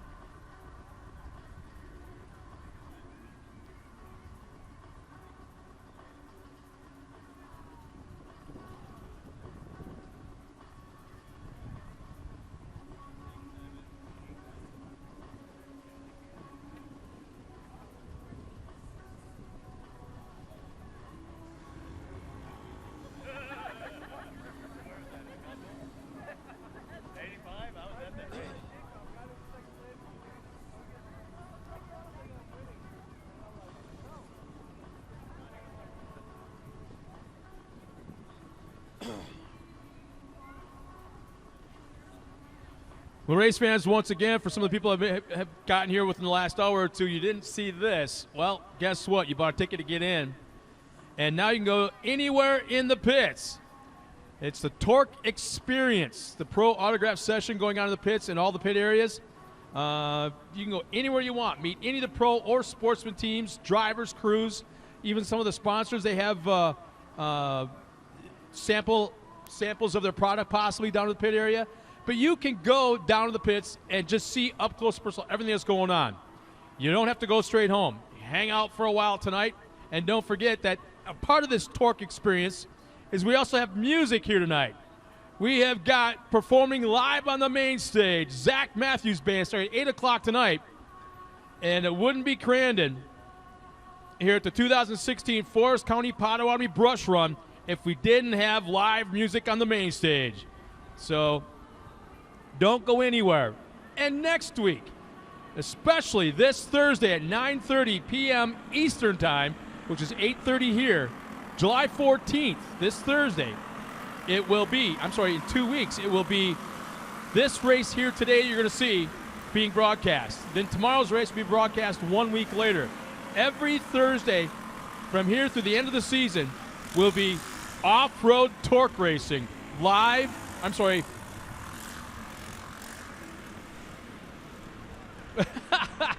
It will be off-road racing prime time. And if you're into the social medias, don't forget, you can tell your friends right now, call them, text them, message them. Go to TORCseries.com, and they can watch the rest of the day's racing live on the web. And you can follow us also on Twitter, Snapchat, Instagram at TORC Off-Road. But the biggest thing is everything you do today, check in, take pictures, just post anything. Hashtag TORC16 and hashtag TORC Off-Road. What we really pay attention to is TORC16 because it's so easy. So everything you do today, pictures, posts, whatever it is, hashtag TORC16. And we also have right now, getting ready to come out here for the race. They're doing their reconnaissance lap. It's a brand new track for the kids. It's the short course karts. We have got 15 karts out here, the largest field that TORC has ever had in the short course karts. Here's our lineup. On the front row will be 97 of Aiden Wandasega. Alongside of Aiden is Michael Funk in the number 7. Row 2, Ashton Horde in the number 9. John Holcher in the 44. In row 3, Zachary Wahanowitz in the 31. Gage Garvin in the 29. In row 4 is Troy Sleeper in the 11, Easton Sleeper in the 13, or Troy Johnson and Easton Sleeper, Carter Vanderbilt in the 77, Aiden Horde in the 28, Paige Rahanowitz in the 5, Owen Van Epper in the 45.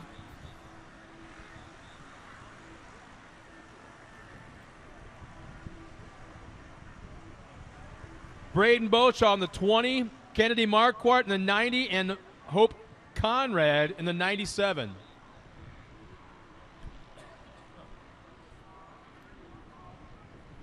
They haven't had a chance to practice at all, so it looks like, I believe, we're giving a little bit of a chance to do a few laps.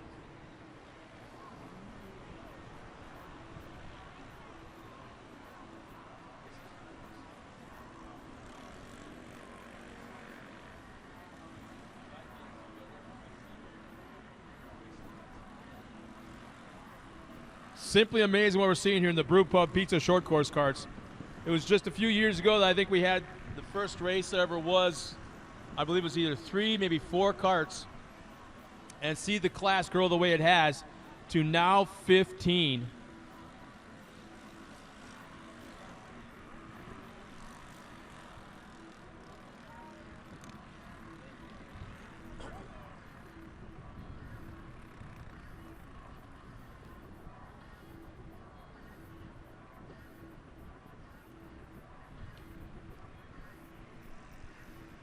So once again, it's Aiden Wandaseg as we get them all lined up. Little Michael Funk in the 7.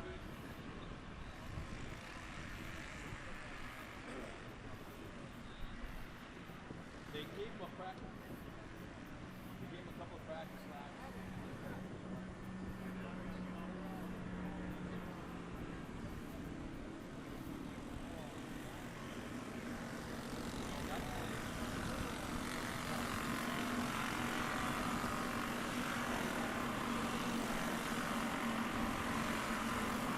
So once again,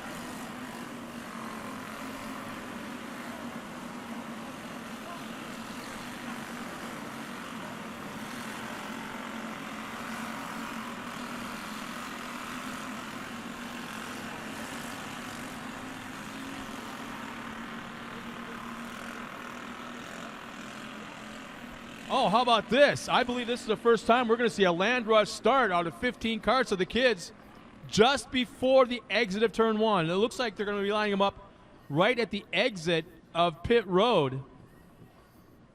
So this is going to be pretty cool. This will be a first time. And you know, here's something to consider. The kids, I'm sure, have no problem with it. They're excited. This is going to be really cool. Mom is freaking her brains out right now.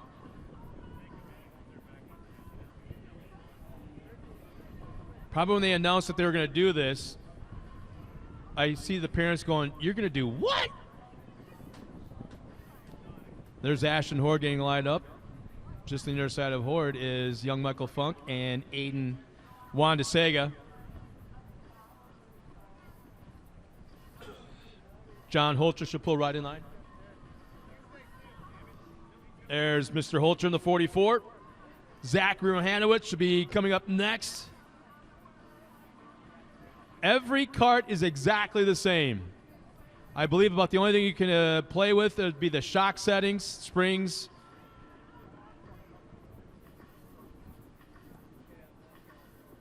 I believe that they're on the same tires.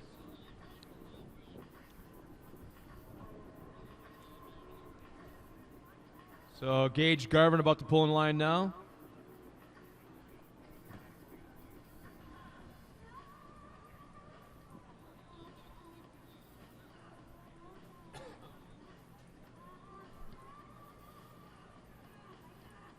That's Gage Garvin in the 29. Troy Johnson, there's Troy.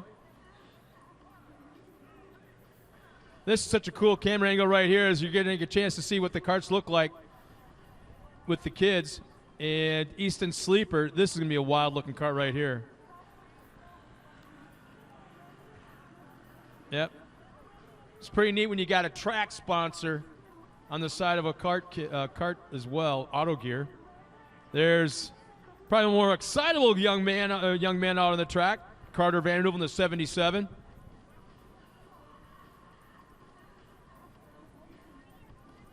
Aiden Horde should be pulling up next.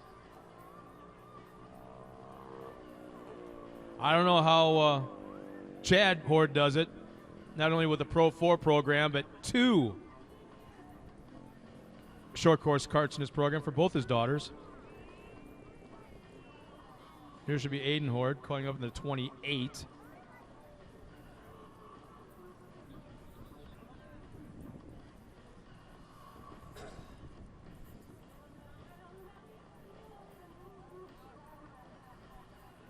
Paige Warhanowitz should be next.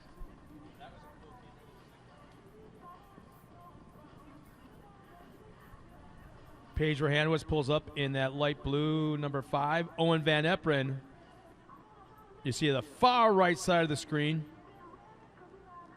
Well, he's got the long way to go into turn 1 as he's our current points leader. Now going way to the inside, it looks like it's Braden Boshaw.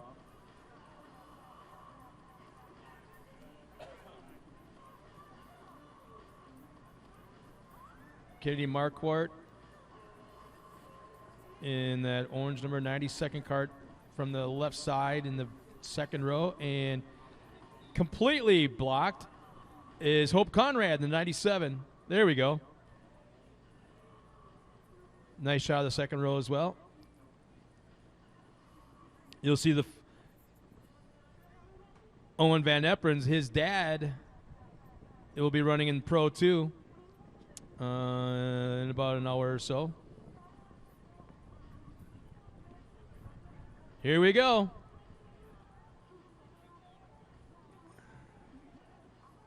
Loading up on that clutch, foot on the brake. Ha! First time ever land rush start for the short course karts.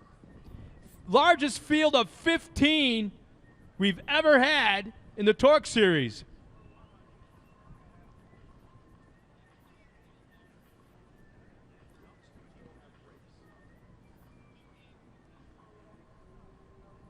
This may be the second largest class of the day, period, if I look at my stats correctly. We had 31 buggies, and I believe this is the second largest. Well, the kids all gave the starter one thumbs up. They're all ready to go. We're about to go green flag racing with the future of off-road racing is now here as they come into the Forest County Potawatomi Turn 1.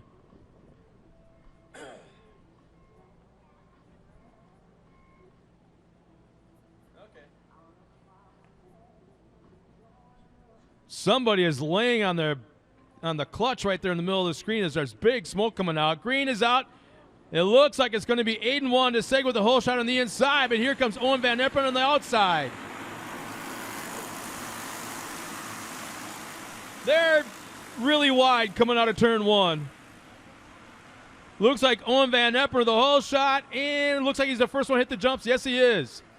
Oh, Carter Vandernoebel gets turned sideways, up on its side.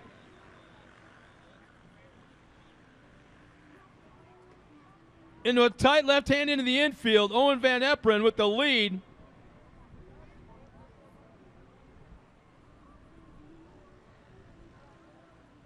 Back up onto the big track.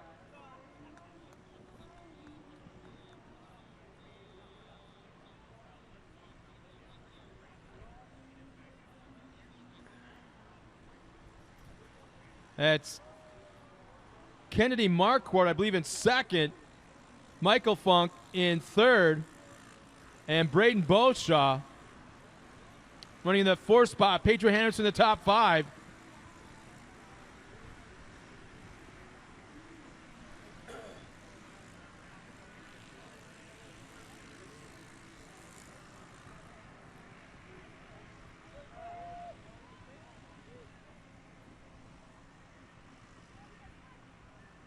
Van Epperen looking pretty good so far.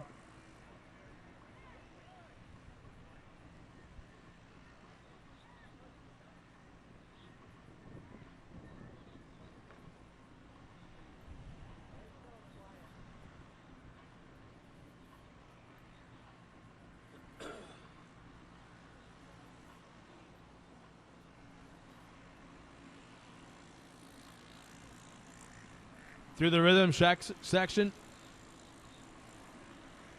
20 inches of travel these carts have. They're all standardized chassis, all the same. The motor's sealed, the clutch.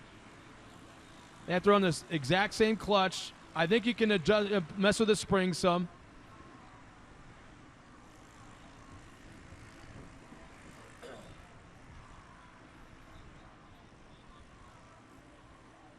So Kennedy Marquardt still maintains that second spot. Braden Beauchamp has now moved up to the third. Michael Funk. Oh, we got a cart over. I believe that's Paige Rohanowitz that went over the number 5. I think I believe I saw just a flash of light blue. And yeah, when one corner worker can flip it up, a race car up on its wheels, you got something pretty cool there.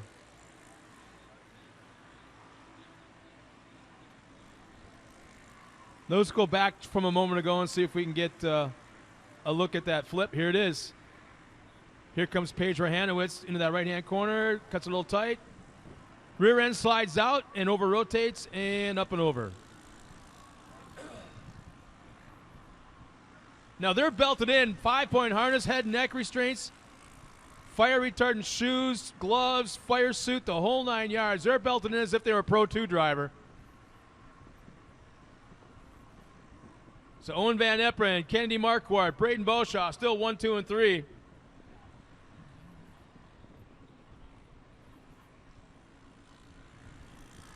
The Paginator. That's what she calls her cart, it looks like.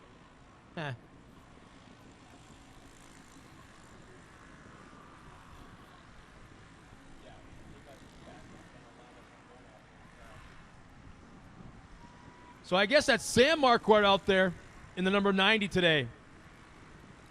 Kennedy will be driving it tomorrow from what I am hearing. And here comes Holcher inside of the 28 of Aiden Horde. So Holcher moves up one spot.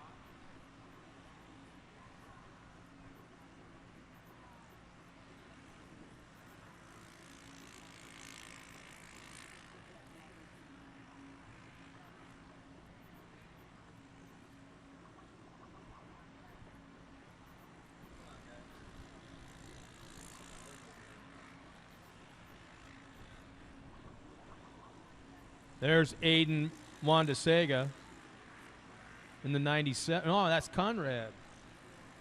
That's Hope Conrad in the 97 that we saw just a moment ago. Owen Van Eperen still maintains the lead with Kennedy Marquardt running in second. There's the third of the 20 of Braden Beauchamp. That's a battle for second and third right now.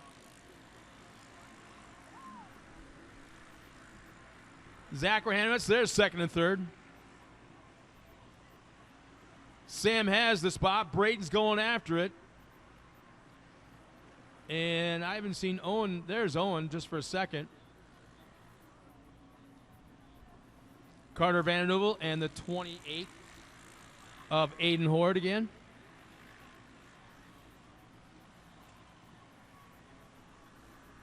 Two laps to go this time by. There's Horde and Garvin. That's for 6th and 7th.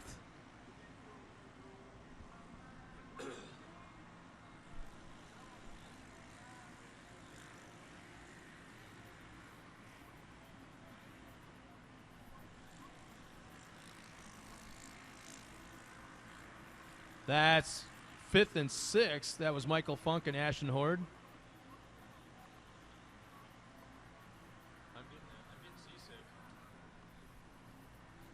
There's Holcher in the 44 and Carter Vanderhoeven in the 77.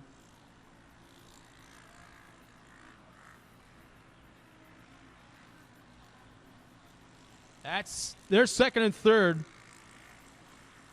Sam Marquardt and Braden Beauchamp. They've been doing that. Here goes Beauchamp now to the inside.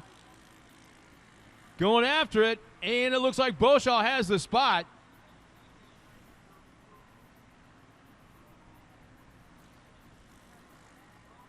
And Marquardt comes back to the inside. Marquardt has the spot.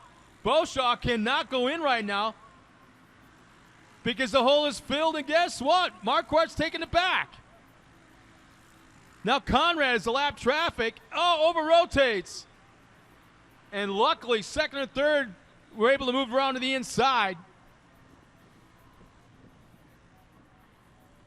White flag is out.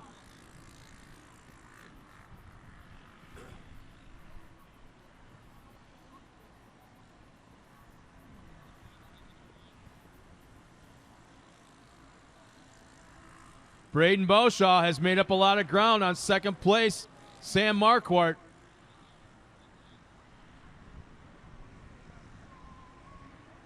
As our leader comes into the infield, up onto towards the final turn.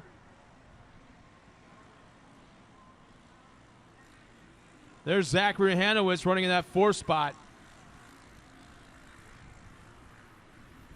Here we go again. This is for position. As the win goes to Owen Van Eperen, here's the spot we're waiting for, second and third. Oh, and they're locked together right before the right-hand turn into the starting line.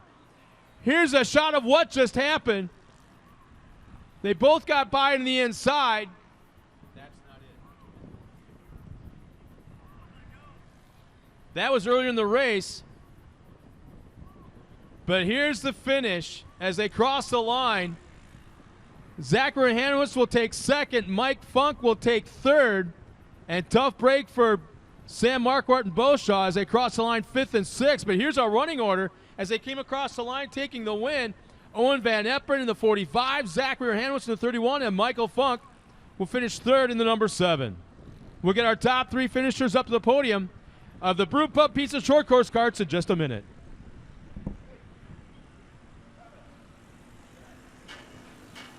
What would happen if the side-by-side had more power than it ever needed? A smoother ride than ever expected? And as much storage and customization as a pickup truck? Where would you take a side-by-side like that? Where would it take you? Step behind the wheel of the new Bad Boy Stampede 900 4x4 with 80 horsepower. See what would happen if you had more power than you knew what to do with.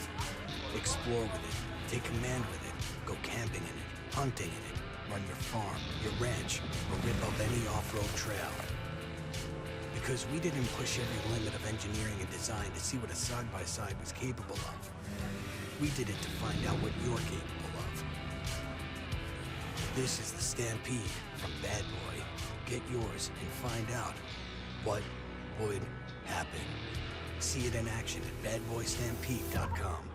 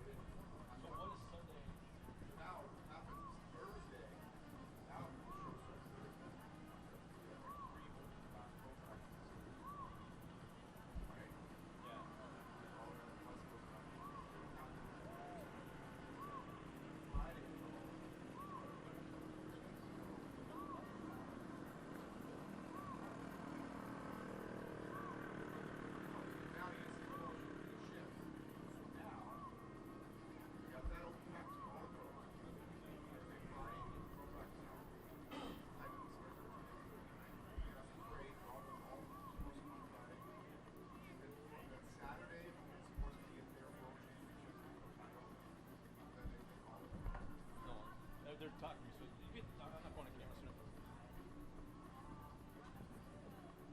But I can't talk about it.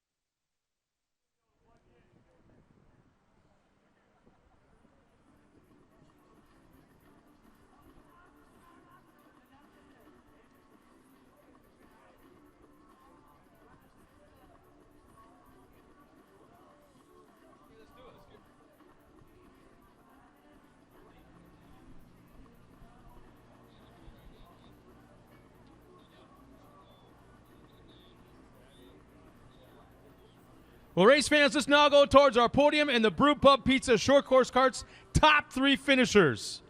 In third, in his second weekend of racing ever, his first podium ever, the number 7 of Mike Funk.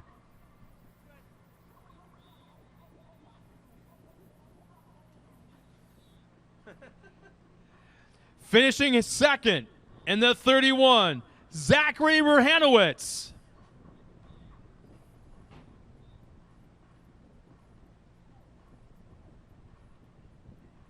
And taking the win, another win, the 45 of Owen Van Eperen.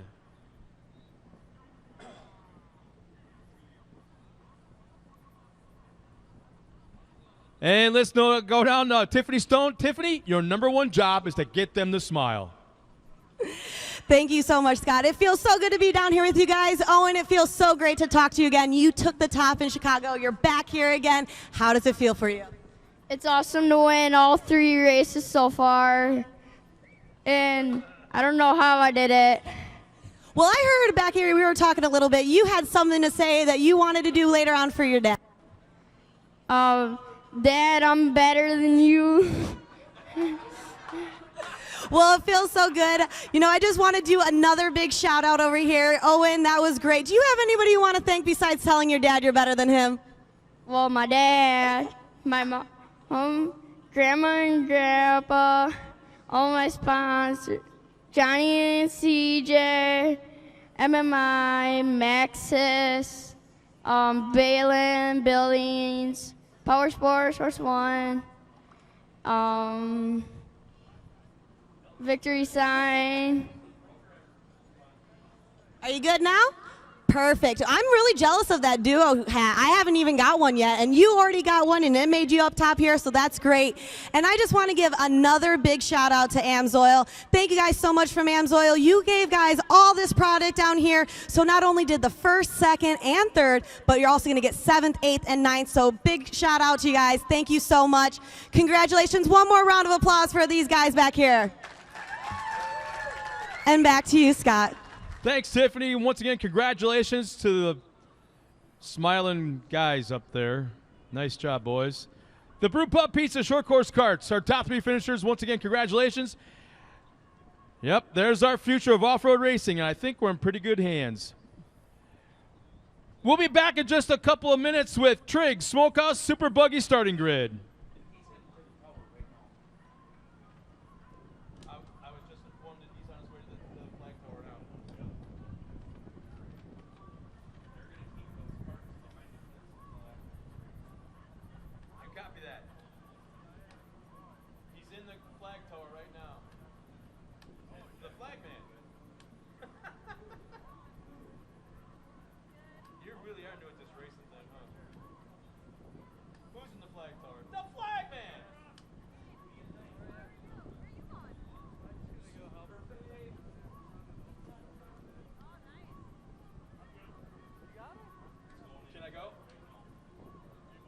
Here's our starting lineup for the Trigg Smokehouse Super Buggy Division. Starting on the pole, number 99. Yes, he's back. It's Joe Eppers. Starting second in the 94, it's Michael Meister. Starting third is Jamie Long in the 76. Scott Schwab in the 29. Mark Steinhardt making his first appearance ever in a Super Buggy in the number 31. Ryan Schwabe starts sixth in the number 2. John Fitzgerald, our current points leader, starts 7th in the number 14. Herman Barnum is back, starting 8th in the 22. Tom Schwartzberg is out there in the number 3. And we're coming in here. They come into turn number 1. It's Ken Mosh in the 26.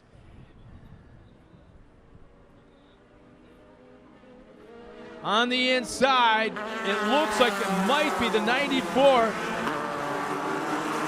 of Meister.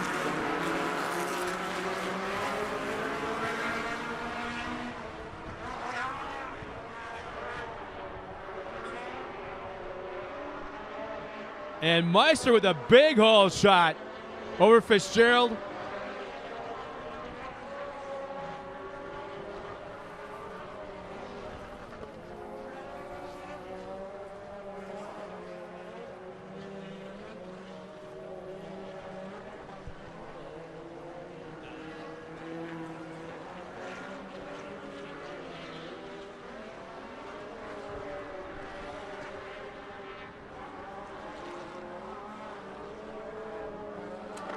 Meister with about a 15 car length lead over John Fitzgerald. Keep in mind, Fitzgerald started in that 7th spot, about mid-pack in the middle of the line. Meister having all kinds of problems trying to get that car rotated as he pushed hard through the turn. Ryan Schwabe running that 3rd spot. Mark Steinert top 4. Jamie Long in 6th.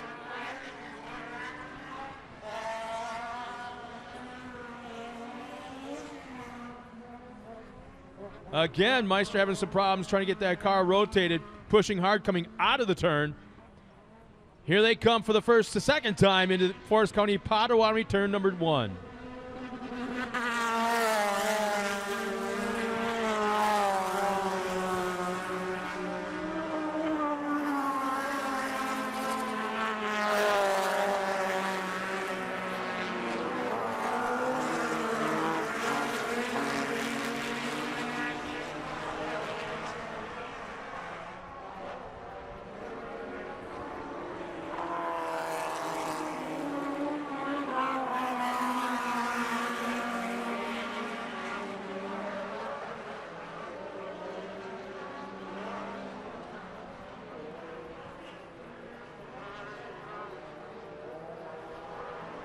Meister crossing the Amsoil finish line with 7 laps remaining this time around.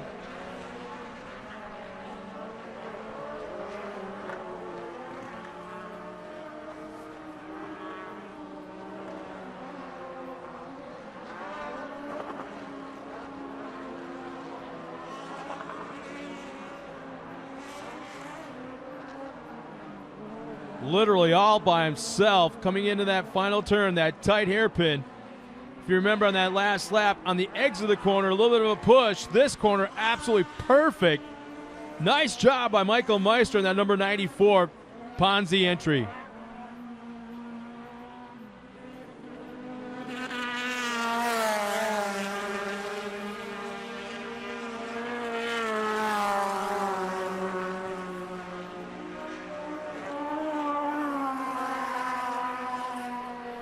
After the dominating weekend that John Fitzgerald had in Chicago 2 weeks ago, never in my wildest dreams would I've envisioned this kind of domination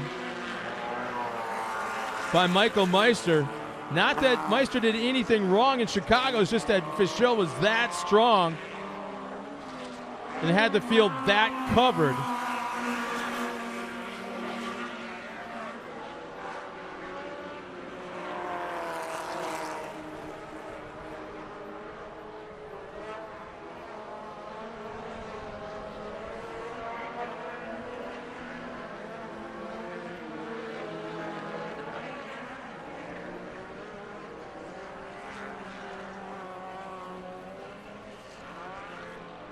Coming out of the Argonne corner on that back straightaway. Man, still pulling away from Fitzgerald. May have doubled the gap that he had in the last lap. Meister right now absolutely off the hook strong.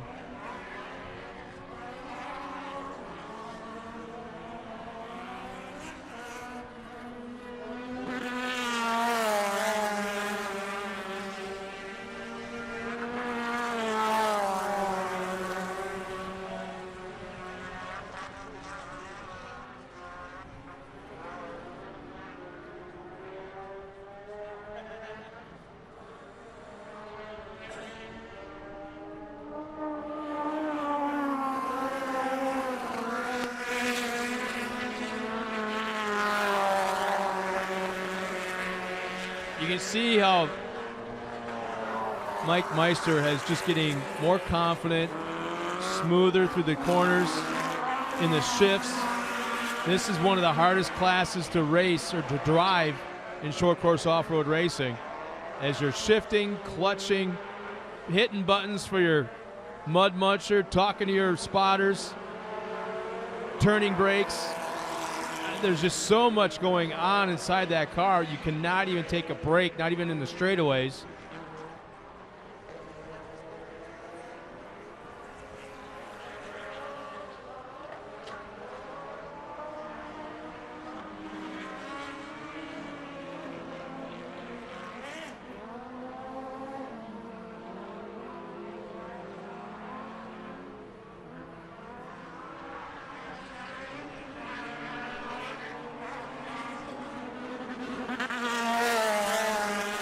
Our leader coming through Forest County, Potawatomi, turn number 1, all by himself so far.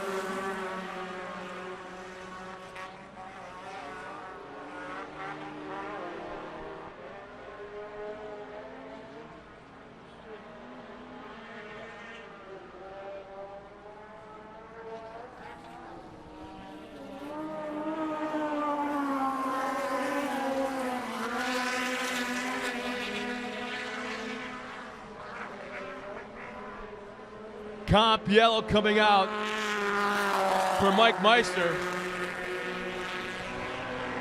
And that Ponzi logging equipment number 94.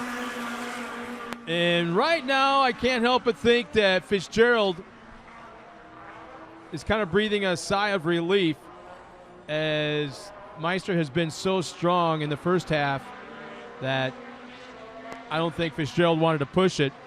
So waiting for the competition yellow to come out, and would pull up right to the back bumper and try it one more time. Ryan Fitzgerald crosses the line in third along with Ken Mash.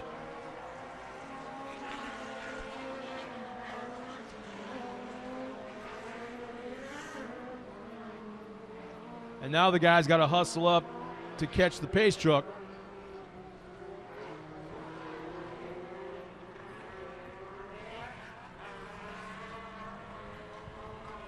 So it's Michael Meister running up front, John Fitzgerald in second as the rest of the field starts coming into picture to catch up and get in line.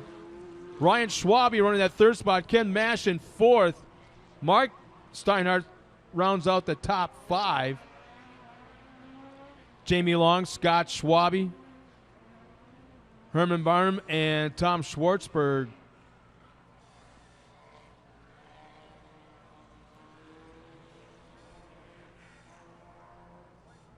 Some of the guys better do some catching up because it looks like we may be going green this time around. As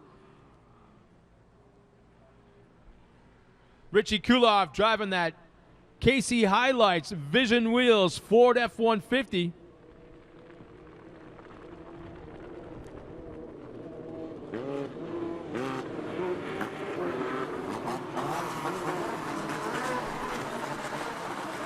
I kind of expect to see a different second half of the race from John Fitzgerald.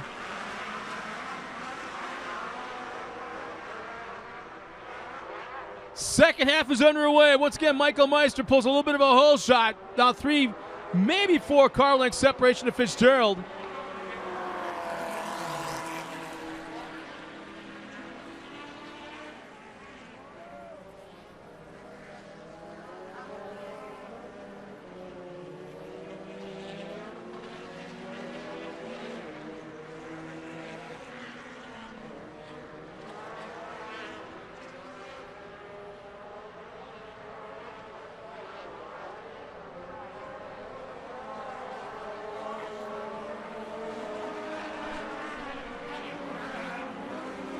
Fitzgerald maintains that second spot, but already lost a little bit to Meister.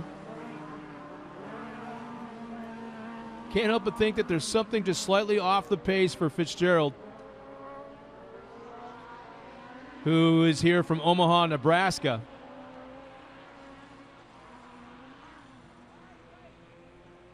Ken Mash looking pretty good right now in his first race.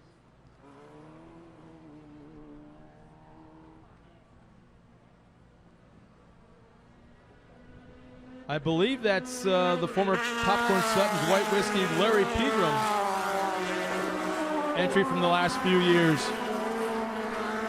In Ken Mash, number 26.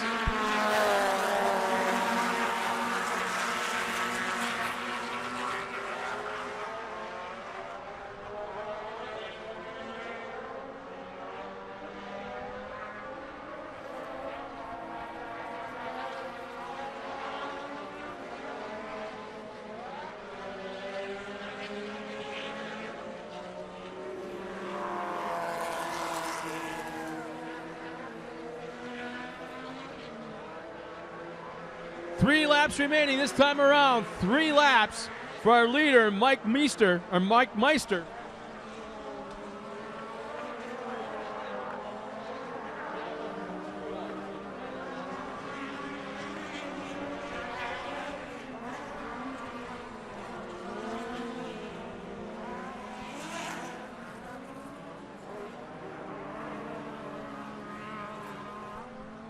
Squatch.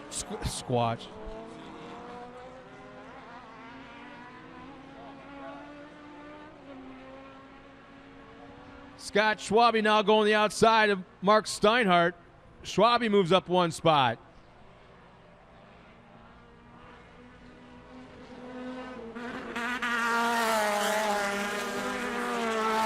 At number 31, you might recognize that name, has been the perennial favorite every single round of racing in the single buggy. And now Schwabe is slowing. Schwabe just passed Mark Steinhardt, and as soon as he did so, started to slow and now has pulled off the track, and Steinhardt has retaken 5th place.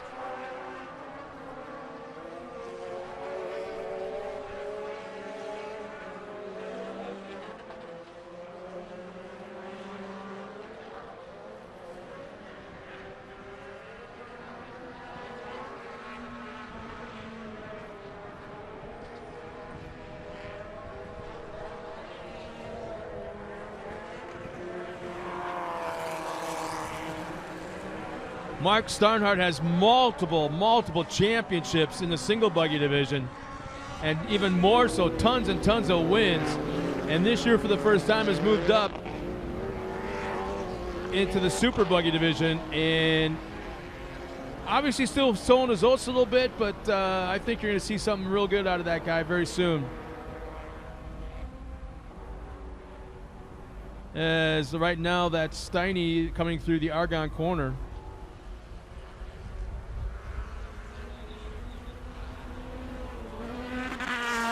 Just received a message a moment ago from Don Lorenz wishing Tanner Borth a happy birthday. So Tanner, I don't know if you're here at the track. If you're not, you should be. But if you are, happy birthday, man. And Don, thanks for the message. And back to our leader, Mike Meister.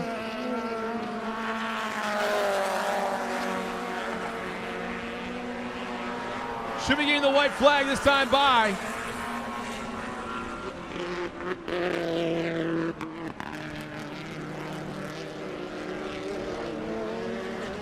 And there it is, one more time around for the number 94 Ponzi Longing Equipment Super Buggy.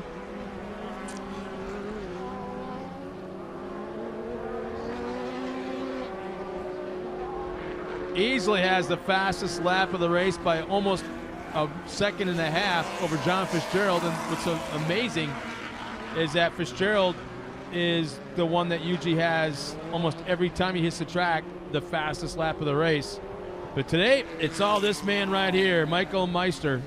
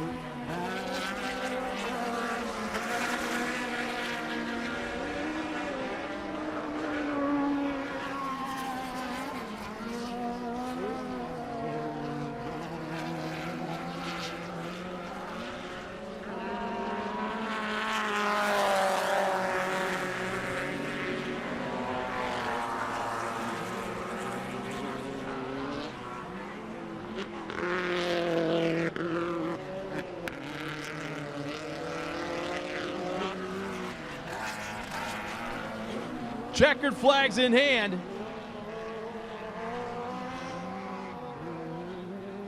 And Mike Meister will take the win. John Fitzgerald second. Ryan Schwabe third. Ken Mash comes across fourth.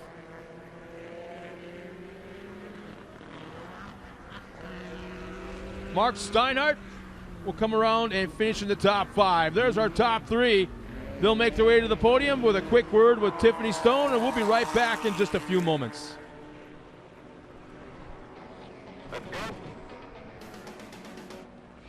I got this. Good job, nice. An outside of one is not where you want to be. Affirmative, sir. You're doing good, relax. Everybody getting ready for more ride?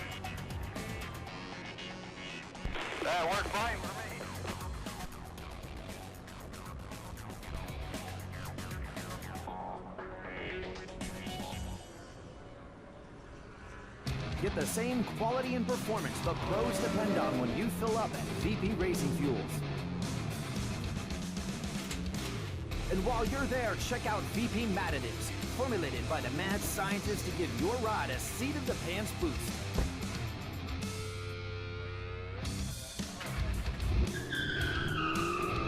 Visit VPRacingFuels.com for more information.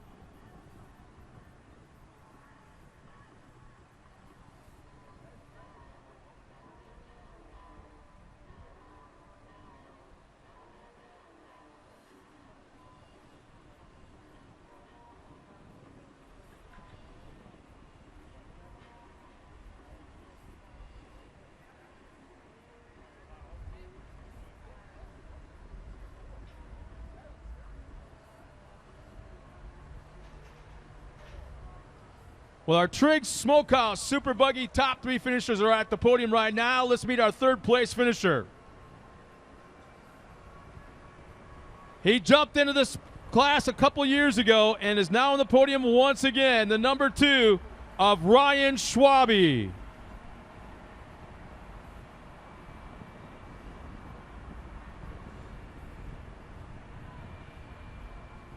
Finishing second from Omaha, Nebraska, always fast, almost always on the podium, number 14, John Fitzgerald.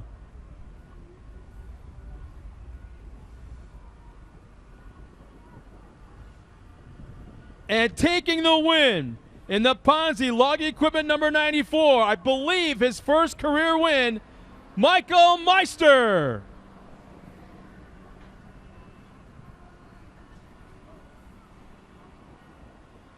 And for the final Sportsman race of the afternoon, let's turn it over to the Georgia Adeline. Congratulations, Michael. How does it feel to win here at the Big House? Oh, it's a relief. We've put a lot of work into our team. Everybody's been great getting me started, and I'm just really happy right now. I'm overwhelmed. Awesome. So what was the most difficult part on the track for you today? Oh, there was a couple by the barn jump here. They were starting to get some ruts. You had to pick your lines. Just figuring out gearing, getting used to the car. It's all new. Well, awesome. Congratulations. Good luck tomorrow. Back to you, Scott. Thanks a lot, Georgia. Once again, there's our top 3 finishers.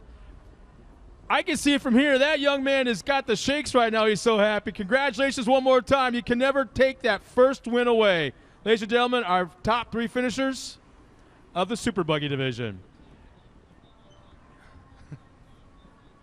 We've had a great afternoon of sports and racing here in the TORC Series here at the Big House. It's been the Big House Brawl. We're going to sign off right now, but come back at 4 o'clock for Pro 2, the Arturo Tire Pro Light and Pro 4. It's the Big House Brawl. We'll be back at 4 o'clock.